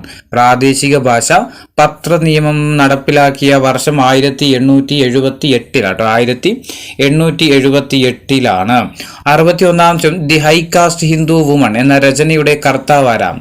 ദ ഹൈകാസ്റ്റ് ഹിന്ദു വുമൺ എന്ന രചനയുടെ കർത്താവ് ചോദിച്ചാൽ ഓപ്ഷൻ ഡി ആണ് പണ്ഡിറ്റ് രമാബായി. 62 വിധവാ വിദ്യാഭ്യാസത്തിന് വേണ്ടിയിട്ട് ശാരദാ സദൻ സ്ഥാപിച്ച വ്യക്തി ആരാം? വിധവാ വിദ്യാഭ്യാസത്തിന് വേണ്ടിയിട്ട് ശാരദാ സദൻ സ്ഥാപിച്ച വ്യക്തി ചോദിച്ചാൽ ഓപ്ഷൻ ഡി ആണ് പണ്ഡിറ്റ് രമാബായി. 63 സതി എന്ന ദുരാചാരത്തെ എതിർത്ത സാമൂഹിക പരിഷ്കർത്താവ്. തന്നിരിക്കുന്നതിൽ സതി എന്ന ദുരാചാരത്തെ എതിർത്ത സാമൂഹിക പരിഷ്കർത്താവാണ് ആര്? രാജാ റാം മോഹൻ റോയ്. 64ാമത്തെ ചോദ്യം, ഏഷ്യാറ്റിക് സൊസൈറ്റി ഓഫ് ബംഗാൾ സ്ഥാപിച്ചതാരാണ്? ഏഷ്യാറ്റിക് സൊസൈറ്റി ഓഫ് ബംഗാൾ സ്ഥാപിച്ചത് ഓപ്ഷൻ സി ആണ് വില്യം ജോൺസ്. 65ാമത്തെ ചോദ്യം, ബാലഗംഗാധര തിലകനെ ഇന്ത്യൻ അസ്വസ്ഥതയുടെ പിതാവെന്ന് വിശേഷിപ്പിച്ചതാരാണ്? ബാലഗംഗാധര തിലകനെ ഇന്ത്യൻ അസ്വസ്ഥതയുടെ പിതാവ് എന്ന് വിശേഷിപ്പിച്ചത് ആരാ? ഓപ്ഷൻ സി ആണ് വാലന്റൈൻ ഷിറോള്. 66ാമത്തെ ചോദ്യം, കർഷകരിൽ നിന്ന് നേരിട്ട് നികുതി പിരിച്ചെടുക്കുന്ന ഭൂനികുതി വ്യവസ്ഥ ഏതാ? കർഷകരിൽ നിന്ന് നേരിട്ട് നികുതി പിരിച്ചെടുക്കുന്ന ഭൂനികുതി വ്യവസ്ഥ ഏത് പേരിൽ അറിയപ്പെടുന്നത്? ഓപ്ഷൻ ബി ആണ് റയട്ട് വാരി വ്യവസ്ഥ. ഓപ്ഷൻ ബി ആണ് റയട്ട് വാരി. 67ാമത്തെ ചോദ്യം, ശാശ്വത ഭൂനികുതി വ്യവസ്ഥയിൽ നികുതി പിരിച്ചെടുക്കുന്നത് ആരാണ്? ശാശ്വത ഭൂനികുതി വ്യവസ്ഥയിൽ നികുതി പിരിച്ചെടുക്കുന്നത് ആരാ? ഓപ്ഷൻ ഓപ്ഷൻ എ ആണ് ജമീന്ദാർമാർ, അല്ലെ ഓപ്ഷൻ എ ജമീന്ദാർമാർ. 68 ഗ്രാമത്തെ ഒരു യൂണിറ്റ് ആയിട്ട് കണക്കാക്കിയിട്ട് നികുതി പിരിച്ചെടുക്കുന്ന സമ്പ്രദായം ഏതാണ്? ഗ്രാമത്തെ ഒരു യൂണിറ്റായി കണക്കാക്കിയതിനു ശേഷം നികുതി പിരിച്ചെടുക്കുന്ന സമ്പ്രദായം ചോദിച്ചാൽ ഏതാ? ഓപ്ഷൻ സി ആണ് മഹൽവാരി വ്യവസ്ഥ. 69ാമത്തെ ചോദ്യം, ശാശ്വത ഭൂനികുതി വ്യവസ്ഥ നടപ്പിലാക്കിയ ബ്രിട്ടീഷ് ഗവർണർ ജനറൽ ആരാ? ശാശ്വത ഭൂനികുതി വ്യവസ്ഥ നടപ്പിലാക്കിയ ബ്രിട്ടീഷ് ഗവർണർ ജനറൽ ആരാ? ഓപ്ഷൻ ഡി ആണ് കോൺവാലീസ് പ്രഭു. 70-ാമത്തെ ചോദ്യം ഭാരത് മാത എന്ന ചിത്രം വരച്ചതാരാം? ഭാരത് മാത എന്ന ചിത്രം വരച്ചത് ഓപ്ഷൻ ഡി ആണ് അബനീന്ദ്രനാഥ ടാഗോർ. 71 ഗ്രാമീണ ജീവിതം എന്ന ചിത്രം വരച്ചതാരാം? ഗ്രാമീണ ജീവിതം എന്ന ചിത്രം വരച്ചത് ഓപ്ഷൻ ഡി ആണ് അമൃത ഷെർഗില്. 72 ഭാരത് മാത എന്ന ചിത്രം വരച്ച കാലഘട്ടം ഏതാ? ഭാരത് മാത എന്ന ചിത്രം വരച്ച കാലഘട്ടം ചോദിച്ചാൽ ഓപ്ഷൻ ഡി ആണ് സ്വദേശി സമരകാലമാണ്. 73 കോൺഗ്രസിന്റെ പോസ്റ്ററിനായിട്ടുള്ള ചിത്രമായിട്ട് തെരഞ്ഞെടുത്ത ഏതാണ്? കോൺഗ്രസിന്റെ പോസ്റ്ററിനുള്ള ചിത്രമായിട്ട് തെരഞ്ഞെടുത്തത് ഏതായിരുന്നു? ഓപ്ഷൻ ബി ആണ് ഗ്രാമീണ ചെണ്ടക്കാരൻ. 74-ാമത്തെ ചോദ്യം സതി എന്ന ചിത്രം വരച്ചതാരാം? സതി എന്ന ചിത്രം വരച്ചത് ഓപ്ഷൻ ഡി ആണ് നന്ദലാൽ ബോസ് കേട്ടോ. Option D Nandalal Bose. 75 ഗ്രാമീണ ചെണ്ടക്കാരൻ ആരുടെ പ്രശസ്ത ചിത്രം? ഗ്രാമീണ ചെണ്ടക്കാരൻ എന്നത് ആരുടെ പ്രശസ്തമായ ചിത്രം? ഓപ്ഷൻ എ ആണ് നന്ദലാൽ ബോസ്. 76 തൃശ്ശൂരിൽ കേരള കലാമണ്ഡലം സ്ഥാപിച്ചതാരാം? തൃശ്ശൂരിൽ കേരള കലാമണ്ഡലം സ്ഥാപിച്ചത് ഓപ്ഷൻ ഡി ആണ് വള്ളത്തോൾ നാരായണ മേനോൻ. 77-ാമത്തെ ചോദ്യം ഇന്ത്യയിലെ ആദ്യത്തെ വനിതാ സർവകലാശാല മഹാരാഷ്ട്രയിൽ സ്ഥാപിച്ചത് ആരാം? നമ്മൾ പറഞ്ഞിരുന്നു അല്ലെ നേരത്തെ. ഇന്ത്യയിൽ തന്നെ ആദ്യമായിട്ട് വനിതാ സർവകലാശാല മഹാരാഷ്ട്രയിൽ സ്ഥാപിച്ചത് ആരാ? DK കാർവെ അല്ലെ. ഓപ്ഷൻ എ ആണ് DK കാർവെയാണ്. ഇനി ഒരു കോട്ടാണ് പാവപ്പെട്ടവനും പണക്കാരനും തമ്മിൽ പാവപ്പെട്ടവനും പണക്കാരനും വിദ്യാഭ്യാസം നേടിക്കഴിഞ്ഞാൽ തങ്ങൾക്കെതിരെയുള്ള കടന്നാക്രമണവും ക്രൂരതയും അടിച്ചമർത്തലും ഒറ്റക്കെട്ടായിട്ട് നിന്ന് ചെറുക്കാൻ അവർക്ക് കഴിയും എന്നത് ആരുടെ വാക്കുകളാണ്? പാവപ്പെട്ടവനും പണക്കാരനും അല്ലെ. പണത്തിന് നമ്മൾ ക്യാഷ് എന്ന് പറയുമ്പോൾ അപ്പൊ ആൻസർ ആരാ? കേശബ് ചന്ദ്ര കേട്ടോ. ക്യാഷ് അല്ല, കേശബ് ചന്ദ്രസൻ അല്ലെ. പാവപ്പെട്ടവനും പണക്കാരനും തമ്മിലുള്ള പണക്കാരനും വിദ്യാഭ്യാസം നേടിക്കഴിഞ്ഞാൽ തങ്ങൾക്കെതിരെയുള്ള കടന്നാക്രമണവും ക്രൂരതയും അടിച്ചമർത്തലും ഒറ്റക്കെട്ടായിട്ട് ചെറുത്ത് നിൽക്കാൻ അവർക്ക് കഴിയുമെന്ന് പറഞ്ഞതാരാ? കേശബ് ചന്ദ്രസൻ. 79 ബംഗാളിലെ കർഷകർ നടത്തിയ സന്യാസി കലാപം പ്രമേയമാക്കിക്കൊണ്ട് ബങ്കിം ചന്ദ്ര ചാറ്റർജി രചിച്ച നോവൽ ഏതാ? ഓപ്ഷൻ ഡി ആണ് ആനന്ദ മഠമാട്ടോ. ഏതാ? ആനന്ദ മഠം. 80-ാമത്തെ ചോദ്യം ബംഗാളിലെ നീലം കർഷകർ അനുഭവിക്കുന്ന കൊടിയ ചൂഷണത്തെ ഹൃദയഹാരിയായിട്ട് ചിത്രീകരിച്ച നാടകം ഏതാണ്? ബംഗാളിലെ നീലം കർഷകർ അനുഭവിക്കുന്ന കൊടും ചൂഷണത്തെ ഹൃദയഹാരിയായിട്ട് ചിത്രീകരിച്ച നാടകം ചോദിച്ചാൽ ഓപ്ഷൻ സി ആണ് നീൽ ദർപ്പൺ കേട്ടോ. എന്താ? നീൽ ദർപ്പണാണ്. 81 വിദ്യാസമ്പന്നർ മാറ്റത്തിന്റെ വക്താക്കളാണ് എന്നത് ആരുടെ വാക്കാണ്? വിദ്യാസമ്പന്നർ മാറ്റത്തിന്റെ വക്താക്കളാണ് എന്നത് ആരുടെ വാക്കാ? ഓപ്ഷൻ എ ആണ് വീരേശലിംഗം പന്തലു കേട്ടോ. Option A Veeresalingam Pantulu. 82 നീൽ ദർപ്പന്റെ രചയിതാവാരാം? നീൽ ദർപ്പണിന്റെ രചയിതാവ് ചോദിച്ചാൽ ഓപ്ഷൻ എ ആണ് ദിനബന്ധു മിത്ര കേട്ടോ. Option A Dinabandhu Mitra. 83-ാമത്തെ ചോദ്യം 8 മുതൽ 14 വയസ്സ് വരെയുള്ള കുട്ടികൾക്ക് സൗജന്യവും നിർബന്ധിതവുമായ വിദ്യാഭ്യാസം നൽകണമെന്നും അത് മാതൃഭാഷയിലായിരിക്കണമെന്നും അഭിപ്രായപ്പെട്ടതാരാം? 8 മുതൽ 14 വയസ്സ് വരെയുള്ള കുട്ടികൾക്ക് സൗജന്യവും നിർബന്ധിതവുമായിട്ടുള്ള വിദ്യാഭ്യാസം നൽകണമെന്നും അത് മാതൃഭാഷയിലായിരിക്കണമെന്നും അഭിപ്രായപ്പെട്ടത് ആരാ? ഓപ്ഷൻ എ ആണ് ഗാന്ധിജി കേട്ടോ. ആരാ? ഗാന്ധിജിയാണ്. 84 1937 മഹാത്മാഗാന്ധി മുന്നോട്ട് വെച്ച വിദ്യാഭ്യാസ പദ്ധതി ഏതാ? ഓപ്ഷൻ ബി ആണ് വാർധാ വിദ്യാഭ്യാസ പദ്ധതി. 85 വാർധാ വിദ്യാഭ്യാസ പദ്ധതിയുടെ ലക്ഷ്യം എന്താ? ഓപ്ഷൻ ബി ആണ് തൊഴിലധിഷ്ഠിത വിദ്യാഭ്യാസം. 86 ഇന്ത്യയിൽ ആദ്യത്തെ വനിതാ സർവകലാശാല സ്ഥാപിതമായ വർഷം ഏതാ? ഓപ്ഷൻ സി ആണ് 1916 87-ാമത്തെ ചോദ്യം ചുവടെ കൊടുത്തിരിക്കുന്ന സംഭവങ്ങളെ കാലഗണനയനുസരിച്ച് ക്രമപ്പെടുത്തുക. അതായത് ഇതിന്റെ വർഷം അറിഞ്ഞു കഴിഞ്ഞാൽ നമുക്ക് എന്ത് ചെയ്യാൻ പറ്റുള്ളൂ? ആൻസർ ചെയ്താൻ പറ്റുള്ളൂ അല്ലെ. അപ്പോൾ കുണ്ട്ര വിളംബരം ഏത് വർഷമായിരുന്നു? 1809 ജനുവരി 11-നാണ്. പണ്ടാരപ്പാട്ട് വിളംബരം 1865-ലാണ്. ആറ്റിങ്ങൽ കലാപം 1721-ലാണ്. കുളച്ചൽ യുദ്ധം 1741-ലാണ് അല്ലെ. അപ്പൊ ആദ്യം വരേണ്ടത് ഏതാ? ആറ്റിങ്ങൽ കലാപം അല്ലെ. ആറ്റിങ്ങൽ കലാപം ആദ്യം. രണ്ടാമത് ആറ്റിങ്ങൽ കഴിഞ്ഞാൽ കുളച്ചൽ യുദ്ധം വരണം 1741. പിന്നെ 1809 ഏതാ? കുണ്ട്ര വിളംബരം അല്ലെ. അപ്പം ആദ്യം ആറ്റിങ്ങൽ കലാപം, പിന്നെ കുളച്ചൽ യുദ്ധം, പിന്നെ കുണ്ട്ര വിളംബരം. ഏതാ ഇതിന്റെ ആൻസർ വരുന്നത്?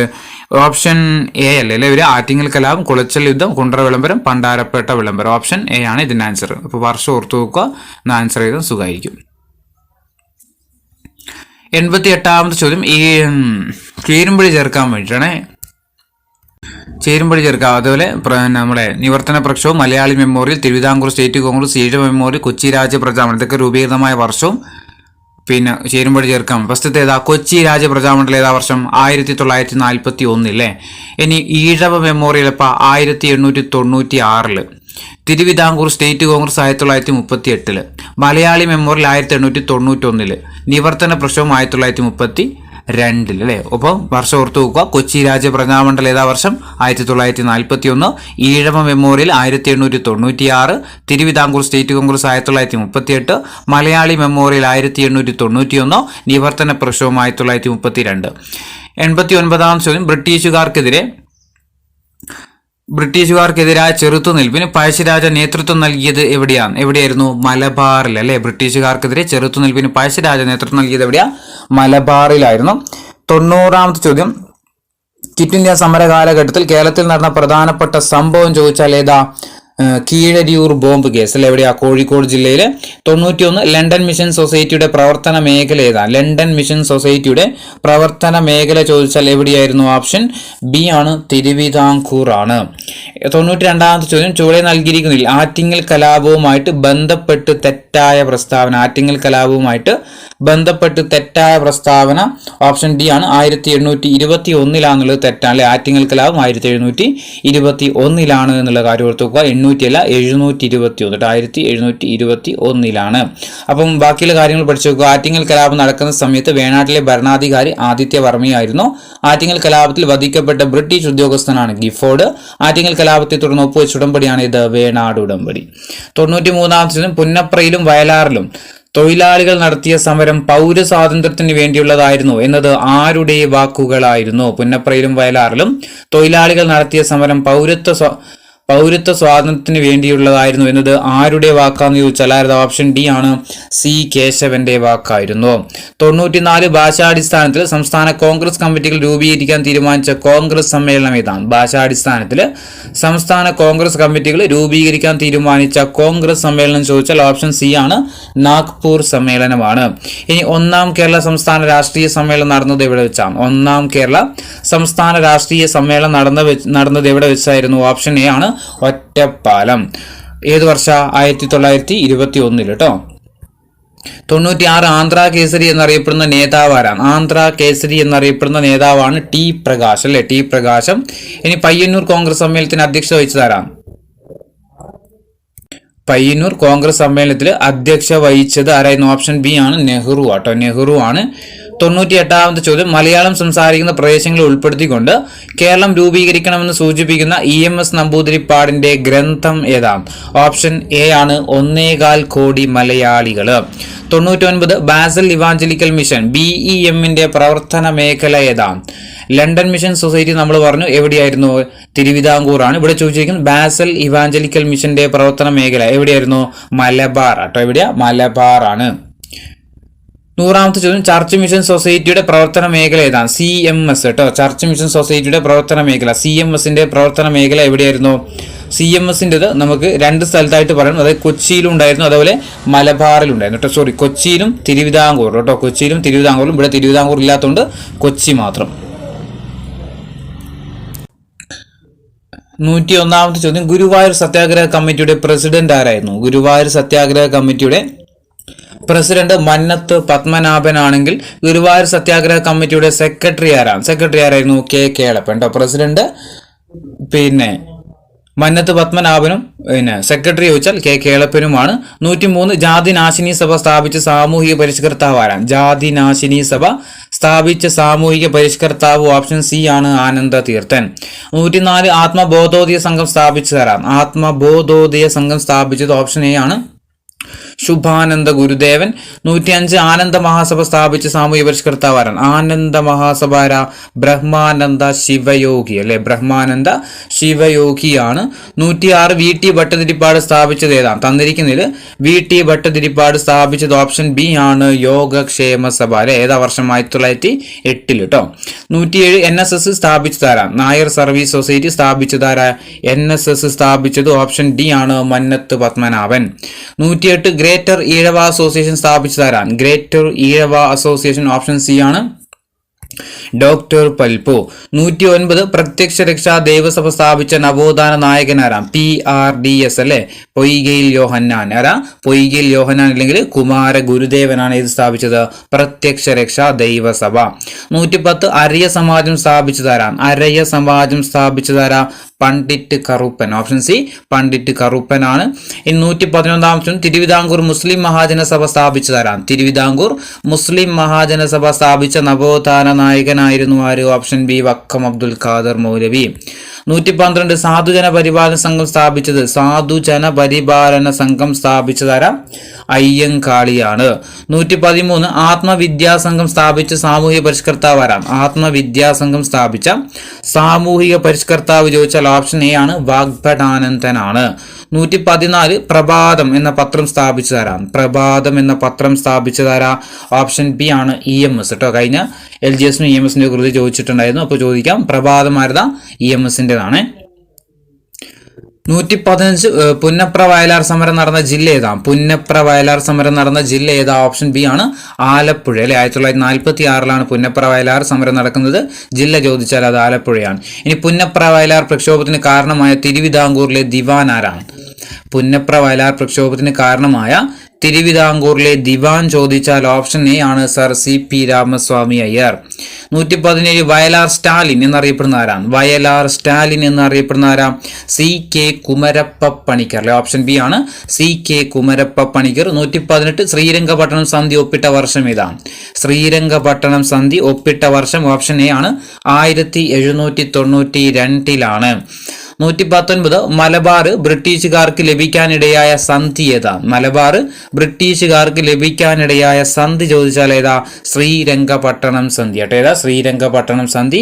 വർഷം നമ്മൾ പറഞ്ഞു 1792 120 ചോദ്യം കുണ്ടറ വിളംബരം നടന്ന വർഷം ഇതാണ്. കുണ്ടറ വിളംബരം നടന്ന വർഷം ഇതാ 1809 ജനുവരി 11. ഇനി പണ്ടാരപ്പാട്ട വിളംബരം നടന്ന വർഷം ഇതാണ്. പണ്ടാരപ്പാട്ട വിളംബരം നടന്ന വർഷം ഓപ്ഷൻ ഡി ആണ്, 1865.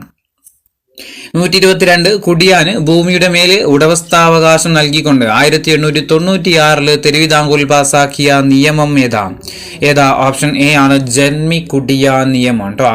കുടിയാന് ഭൂമിയുടെ മേൽ ഉടമസ്ഥാവകാശം നൽകിക്കൊണ്ട് 1896 തിരുവിതാംകൂറിൽ പാസാക്കിയ നിയമമാണ് ഇത്, ജന്മി കുടിയാൻ നിയമം. 123 ചോദ്യം മലയാളത്തിലെ ആദ്യത്തെ നിഘണ്ടു തയ്യാറാക്കിയതാരാ? മലയാളത്തിലെ ആദ്യത്തെ നിഘണ്ടു തയ്യാറാക്കിയത് ആരായിരുന്നു? അർണോസ് പാതിരി അല്ലെ. ഓപ്ഷൻ സി ആണ്, അർണോസ് പാതിരിയാണ്. 124 മലയാളത്തിലെ ആദ്യത്തെ വ്യാകരണ ഗ്രന്ഥം തയ്യാറാക്കിയതാരാ? മലയാളത്തിലെ ആദ്യത്തെ വ്യാകരണ ഗ്രന്ഥം തയ്യാറാക്കിയത് ഓപ്ഷൻ ഡി ആണ്, ആഞ്ചലോസ് ഫ്രാൻസിസ് കേട്ടോ. ഓപ്ഷൻ ഡി ആണ്, ആഞ്ചലോസ് ഫ്രാൻസിസ്. 125 മലയാളത്തിൽ അച്ചടിച്ച ആദ്യത്തെ സമ്പൂർണ്ണ ഗ്രന്ഥം ഏതാ? മലയാളത്തിൽ അച്ചടിച്ച ആദ്യത്തെ സമ്പൂർണ്ണ ഗ്രന്ഥം ചോദിച്ചാൽ ഏതാ? ഓപ്ഷൻ എ ആണ്, സംക്ഷേപവേദാർത്ഥം. 126 ആദ്യത്തെ ഇംഗ്ലീഷ് മലയാളം നിഘണ്ടു ഏതാ? ആദ്യത്തെ ഇംഗ്ലീഷ് മലയാളം നിഘണ്ടു കേട്ടോ. ഇംഗ്ലീഷ് മലയാളം നിഘണ്ടു ചോദിച്ചാൽ ഏതാ? ബെഞ്ചമിൻ ബെയ്ലി കേട്ടോ. ആരാ? ബെഞ്ചമിൻ ബെയ്ലിയാണ്. അങ്ങനെയാണെങ്കിൽ ആദ്യത്തെ മലയാളം ഇംഗ്ലീഷ് നിഘണ്ടു ഏതാ? മറ്റേത് ഇംഗ്ലീഷ് മലയാളം നിഘണ്ടു ആണ്. ഇത് മലയാളം ഇംഗ്ലീഷ് നിഘണ്ടു ചോദിച്ചാൽ ആരാ? ഡോക്ടർ ഹെർമൻ ഗുണ്ടർട്ട് അല്ലെ. ആരാ? Doctor Hermann Gundert. 128 Rajyasamacharam, Paschimodayam എന്നീ പത്രങ്ങൾ ആരംഭിച്ചതാരാണ്? രാജ്യസമാചാരം, പശ്ചിമോദയം എന്നീ പത്രങ്ങൾ ആരംഭിച്ചത് ആരാ? ഓപ്ഷൻ എ ആണ്, ഡോക്ടർ ഹെർമൻ ഗുണ്ടർട്ട് അല്ലെ. ഓപ്ഷൻ എ ആണ്, ഡോക്ടർ ഹെർമൻ ഗുണ്ടർട്ട്. 129 ചോദ്യം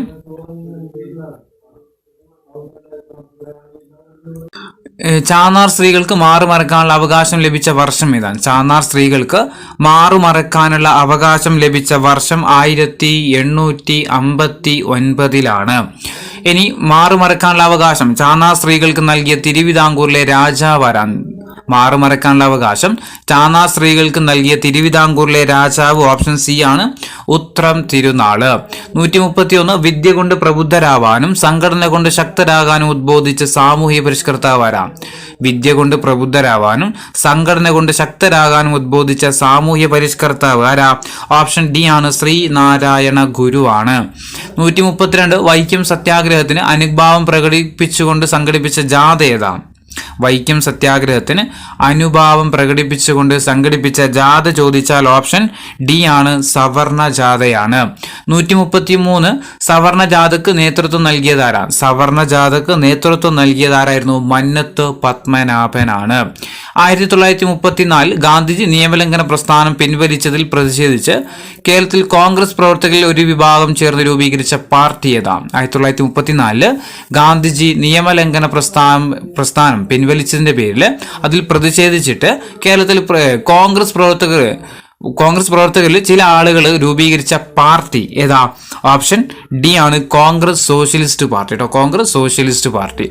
135 ഇന്ത്യൻ നാഷണൽ കോൺഗ്രസിന്റെ അധ്യക്ഷ പദവിയിലെത്തിയ ഒരേ ഒരു മലയാളി ആരാണ്? ഇന്ത്യൻ നാഷണൽ കോൺഗ്രസിന്റെ അധ്യക്ഷ പദവിയിലെത്തിയ ഒരേ ഒരു മലയാളിയാണ് ആര്? സി ശങ്കരൻ നായർ അല്ലെങ്കിൽ ചേറ്റൂർ ശങ്കരൻ നായർ. ചേറ്റൂർ ശങ്കരൻ നായർ INCയുടെ പ്രസിഡന്റായി തെരഞ്ഞെടുക്കപ്പെട്ട സമ്മേളനം ഏതാണ്? ചേറ്റൂർ ശങ്കരൻ നായർ INCയുടെ പ്രസിഡന്റായിട്ട് തെരഞ്ഞെടുക്കപ്പെട്ട സമ്മേളനം ചോദിച്ചാൽ ഏതായിരുന്നു? 1897 അമരാവതി സമ്മേളനമാണ്. 137 മലയാളി മെമ്മോറിയൽ സമർപ്പിക്കപ്പെട്ട വർഷം ഏതാണ്? മലയാളി മെമ്മോറിയൽ സമർപ്പിക്കപ്പെട്ട വർഷം ഓപ്ഷൻ എ ആണ്, 1891. ഇനി മലയാളി മെമ്മോറിയലിന് നേതൃത്വം നൽകിയ വ്യക്തി ആരാ? മലയാളി മെമ്മോറിയലിന് നേതൃത്വം നൽകിയ വ്യക്തി ചോദിച്ചാൽ ആരായിരുന്നു? ബാരിസ്റ്റർ GP പിള്ളയാണ് അല്ലെ, ബാരിസ്റ്റർ GP പിള്ള. 139 ഈഴവ സമുദായം അനുഭവിക്കുന്ന പ്രയാസങ്ങൾ ചൂണ്ടിക്കാണിച്ചുകൊണ്ട് മഹാരാജാവിന് സമർപ്പിച്ച മെമ്മോറാണ്ടം ഏതാ? ഈഴവ സമുദായം അനുഭവിക്കുന്ന പ്രയാസങ്ങൾ ചൂണ്ടിക്കാണിച്ചിട്ട് മഹാരാജാവിന് സമർപ്പിച്ച മെമ്മോറാണ്ടം ഏതാ? ഈഴവ മെമ്മോറിയൽ അല്ലെ, ഓപ്ഷൻ ബി ആണ്, ഈഴവ മെമ്മോറിയൽ. 140 സർക്കാർ ജോലികളിൽ തിരുവിതാംകൂറുകാർക്ക് മതിയായ പ്രാതിനിധ്യം ആവശ്യപ്പെട്ടുകൊണ്ട് മഹാരാജാവിന് സമർപ്പിച്ച മെമ്മോറാണ്ടം ഏതാ? സർക്കാർ ജോലികളിൽ തിരുവിതാംകൂറുകാർക്ക് മതിയായ പ്രാതിനിധ്യം ആവശ്യപ്പെട്ടുകൊണ്ട് മഹാരാജാവിന് സമർപ്പിച്ച മെമ്മോറാണ്ടം ഏതാ? ഓപ്ഷൻ ഡി ആണ്, മലയാളി മെമ്മോറിയൽ. 141 ഈഴവ മെമ്മോറിയൽ സമർപ്പിക്കപ്പെട്ട വർഷം ഏതാ? ഈഴവ മെമ്മോറിയൽ സമർപ്പിക്കപ്പെട്ട വർഷം 1896 1896 രണ്ടാം ഈഴവ മെമ്മോറിയൽ ഏതാ വർഷം? അത് 1900 കേട്ടോ. രണ്ടാം ഈഴവ മെമ്മോറിയൽ 1900 ആർക്കായിരുന്നു സമർപ്പിച്ചത്? കഴ്സൺ പ്രഭുവിന് കേട്ടോ, കഴ്സൺ പ്രഭുവിന്. 142 ഈഴവ മെമ്മോറിയലിന് നേതൃത്വം നൽകിയതാരാണ്? ഈഴവ മെമ്മോറിയലിന് നേതൃത്വം നൽകിയത് ഓപ്ഷൻ ഡി ആണ്, ഡോക്ടർ പൽപ്പു ആണ്. 143 അഞ്ചുതെങ്ങ് കോട്ട സൈനിക കേന്ദ്രമാക്കിയതിൽ പ്രതിഷേധമുണ്ടായിരുന്ന നാട്ടുകാർ ആറ്റിങ്ങൽ റാണിക്ക് സമ്മാനവുമായിട്ട് പോവുകയായിരുന്ന 150ഓളം പേരുള്ള ഇംഗ്ലീഷ് സംഘത്തെ വധിച്ചതായിട്ട് ബന്ധപ്പെട്ട സംഭവം അറിയപ്പെടുന്നത് ഏത് പേരിലാണ്? ഏതാ? ഓപ്ഷൻ എ ആണ്, ആറ്റിങ്ങൽ കലാപം. 144 തന്നിരിക്കുന്നതിൽ ബാക്ടീരിയ രോഗങ്ങൾ ഏതൊക്കെയാണെന്ന് കണ്ടെത്തുക. തന്നിരിക്കുന്നതിൽ ബാക്ടീരിയ രോഗങ്ങൾ കോളറ ബാക്ടീരിയ, ടൈഫോയിഡ് ബാക്ടീരിയ ആണ്, ഡിഫ്തീരിയ ബാക്ടീരിയ ആണ്, എലിപ്പനി ബാക്ടീരിയ ആണ്. തന്നിരിക്കുന്നതെല്ലാം എന്താണ്? ബാക്ടീരിയ രോഗങ്ങളാണ്. പഠിച്ചു വെക്കുക. കോളറ, ടൈഫോയിഡ്, ഡിഫ്തീരിയ, എലിപ്പനി ഒക്കെ എന്താണ്? ബാക്ടീരിയ രോഗങ്ങളാണ്. 145 ടൈഫോയിഡ്, കോളറ, മഞ്ഞപ്പിത്തം, എലിപ്പനി എന്നിവ പകരുന്നത് ഏത് രീതിയിലൂടെയാണ്? ടൈഫോയിഡ്, കോളറ, മഞ്ഞപ്പിത്തം, എലിപ്പനി എന്നിവ പകരുന്നത് ഏത് രീതിയിലൂടെ? ഓപ്ഷൻ എ ആണ്, വെള്ളം, ആഹാരം വഴി പകരുന്ന രോഗങ്ങളാണ് ടൈഫോയിഡ്, കോളറ, മഞ്ഞപ്പിത്തം, എലിപ്പനി. 146 ചോദ്യം, ഫംഗസ് രോഗങ്ങളുമായി ബന്ധപ്പെട്ട പ്രസ്താവനകൾ ശരിയായത് ഏതൊക്കെയാണെന്ന് കണ്ടെത്തുക. ഇത് വേണ്ട കേട്ടോ, ക്യാൻസൽ ആണ്. 147 ക്ഷയത്തിന്റെ രോഗകാരി ഏതാണ്? ക്ഷയത്തിന്റെ രോഗകാരി ചോദിച്ചാൽ ഏതാ? ക്ഷയം മൈക്രോ ബാക്ടീരിയം ട്യൂബർകുലോസിസ് ആണ് അല്ലെ, ഓപ്ഷൻ ബി ആണ്, മൈക്രോ ബാക്ടീരിയം ട്യൂബർകുലോസിസ്. 148 ഡിഫ്തീരിയയുടെ രോഗകാരി ഏതാണ്? ഡിഫ്തീരിയയുടെ രോഗകാരി ഓപ്ഷൻ ഡി ആണ്, കൊറീനി ബാക്ടീരിയം ഡിഫ്തീരിയെ. ഡിഫ്തീരിയയുടെ രോഗകാരി ഏതാ? കൊറീനി ബാക്ടീരിയം ഡിഫ്തീരിയെ. 149 എലിപ്പനിയുടെ രോഗകാരി ഏതാണ്? എലിപ്പനിയുടെ രോഗകാരി ഓപ്ഷൻ ബി ആണ്, ലെപ്റ്റോസ്പൈറ ബാക്ടീരിയ. 150 എലിപ്പനിയുടെ ലക്ഷണങ്ങൾ എന്തൊക്കെയാണ്? എലിപ്പനിയുടെ ലക്ഷണങ്ങൾ ശക്തമായ പനി, പേശി വേദന, തലവേദന ഒക്കെ എന്താണ്? എലിപ്പനിയുടെ പ്രധാനപ്പെട്ട ലക്ഷണങ്ങളാണ്. 151 കപ്പലുകളിൽ നിന്നുണ്ടാകുന്ന എണ്ണച്ചോർച്ച മൂലം കടല് മലിനമാകുന്നത് തടയാനായിട്ട് ഉപയോഗപ്പെടുത്തുന്ന എണ്ണ ഭക്ഷിക്കുന്ന ബാക്ടീരിയകൾ ഏത് പേരിൽ അറിയപ്പെടുന്നത്? സൂപ്പർ ബഗ് അല്ലെ, ഓപ്ഷൻ ബി ആണ്, സൂപ്പർ ബഗ് ബാക്ടീരിയകൾ എന്നാണ്. 152 ചെറുകുടലുമായിട്ട് ബന്ധപ്പെട്ട പ്രസ്താവനകളിൽ ശരിയായത് ഏതൊക്കെയാണെന്ന് കണ്ടെത്തുക. ചെറുകുടലുമായി ബന്ധപ്പെട്ട പ്രസ്താവനകളിൽ ശരിയായത് ഏതൊക്കെയാണെന്ന് കണ്ടെത്തുക. ഒന്ന്, അന്നപഥത്തിലെ ഏറ്റവും നീളം കൂടിയ ഭാഗമാണ് ചെറുകുടൽ. ശരിയാണ്. ചെറുകുടലിന്റെ നീളം എത്രയാ? 6 മീറ്റർ ആണ്. ചെറുകുടലിൽ വെച്ചാണ് ആഹാരത്തിന്റെ ദഹനം പൂർത്തിയാകുന്നത്. ശരിയാണ്. വൻകുടലിനേക്കാൾ നീളം കുറവാണെന്നുള്ളത് തെറ്റാണ്. വൻകുടലിനാണ് നീളം കുറവ്, ചെറുകുടലിന് എന്താണ്? നീളം കൂടുതലാണ്. 153 അഗ്രചർവണകം, ചർവണകം എന്നീ വിഭാഗങ്ങളിലുള്ള പല്ലുകൾ പൊതുവെ അറിയപ്പെടുന്നത് ഏത് പേരിലാണ്? അഗ്രചർവണകം, ചർവണകം എന്നീ വിഭാഗങ്ങളിലുള്ള പല്ലുകൾ പൊതുവെ അറിയപ്പെടുന്നത് ഏത് പേരിലാണ്? അണപ്പല്ലുകൾ എന്നാട്ടോ. ഓപ്ഷൻ എ ആണ്, അണപ്പല്ലുകളാണ്. 154 ചർവണകങ്ങൾ ആകെ എത്ര എണ്ണമുണ്ട്? ചർവണകങ്ങൾ ആകെ എത്ര എണ്ണമുണ്ട്? ഓപ്ഷൻ എ ആണ്, 12 എണ്ണമാണ്. 155 അഗ്രചർവണങ്ങളുടെ എണ്ണം എത്രയാണ്? അഗ്രചർവണകങ്ങളുടെ എണ്ണം ചോദിച്ചാൽ ഓപ്ഷൻ ഡി ആണ്, 8 എണ്ണമാണ്. 156 കോമ്പലിന് സമീപം ഇരുവശങ്ങളിലും മുകളിലും താഴെയുമായിട്ട് ചവച്ചരക്കാൻ സഹായിക്കുന്ന പല്ലുകൾ ഏതാ? ചവച്ചരക്കാൻ സഹായിക്കുന്ന പല്ലുകളാണ് അഗ്രചർവണകം അല്ലെ. ഓപ്ഷൻ ബി ആണ്, അഗ്രചർവണകം. 157 തന്നിരിക്കുന്നതിൽ ബാഹ്യപരാധങ്ങൾക്ക് ഉദാഹരണം ഏതാണ്? തന്നിരിക്കുന്നതിൽ ബാഹ്യപരാധങ്ങൾക്ക് ഉദാഹരണം ഏതാന്ന് ചോദിച്ചാൽ ഏതാ? ഒന്ന്, പേന് ബാഹ്യപരാധമാണ്. ചെള്ള് എന്താണ്? ബാഹ്യപരാധമാണ് കേട്ടോ. ബാഹ്യപരാധങ്ങളാണ് ഏതൊക്കെ? പേനും ചെള്ളും. ഇനി 158 ദഹിച്ച ആഹാരത്തിലെ പോഷക ഘടകങ്ങൾ രക്തത്തിലേക്ക് ആഗിരണം ചെയ്യപ്പെടുന്നത് എവിടെ വെച്ചാണ്? ദഹിച്ച ആഹാരത്തിലെ പോഷക ഘടകങ്ങൾ രക്തത്തിലേക്ക് ആഗിരണം ചെയ്യപ്പെടുന്നത് എവിടെ വെച്ചാ? ഓപ്ഷൻ ഡി ആണ്, ചെറുകുടലിൽ വെച്ച്. ഇനി ഇനാമലിന്റെ നാശത്തിന് കാരണമാകുന്ന ആസിഡ് ഏതാണ്? ഇനാമലിന്റെ നാശത്തിന് കാരണമാകുന്ന ആസിഡാണ് ഏത്? Lactic acid. ഓപ്ഷൻ ഡി ആണ്, ലാക്റ്റിക് ആസിഡ്. ഇനി അവസാനത്തെ ചോദ്യമാണ്, പ്രഥമ ശുശ്രൂഷയുടെ പിതാവ് എന്നറിയപ്പെടുന്ന ആരാണ്? പ്രഥമ ശുശ്രൂഷയുടെ പിതാവ് എന്ന് അറിയപ്പെടുന്ന ആരാ? ഡോക്ടർ ഇസ്മാർക്ക്. ആരാ? ഡോക്ടർ ഇസ്മാർക്കാണ്. ഏകദേശം നമ്മൾ 320ഓളം ചോദ്യങ്ങൾ ചെയ്തു നോക്കിയിട്ടുണ്ട്. അപ്പോൾ നിങ്ങൾക്ക് അറിയാത്ത ഏതെങ്കിലും ഉണ്ടെങ്കിൽ അത് പഠിച്ചു വെക്കുക. നാളെ ചോദിക്കട്ടെ എന്ന് ആശംസിക്കുകയാണ്.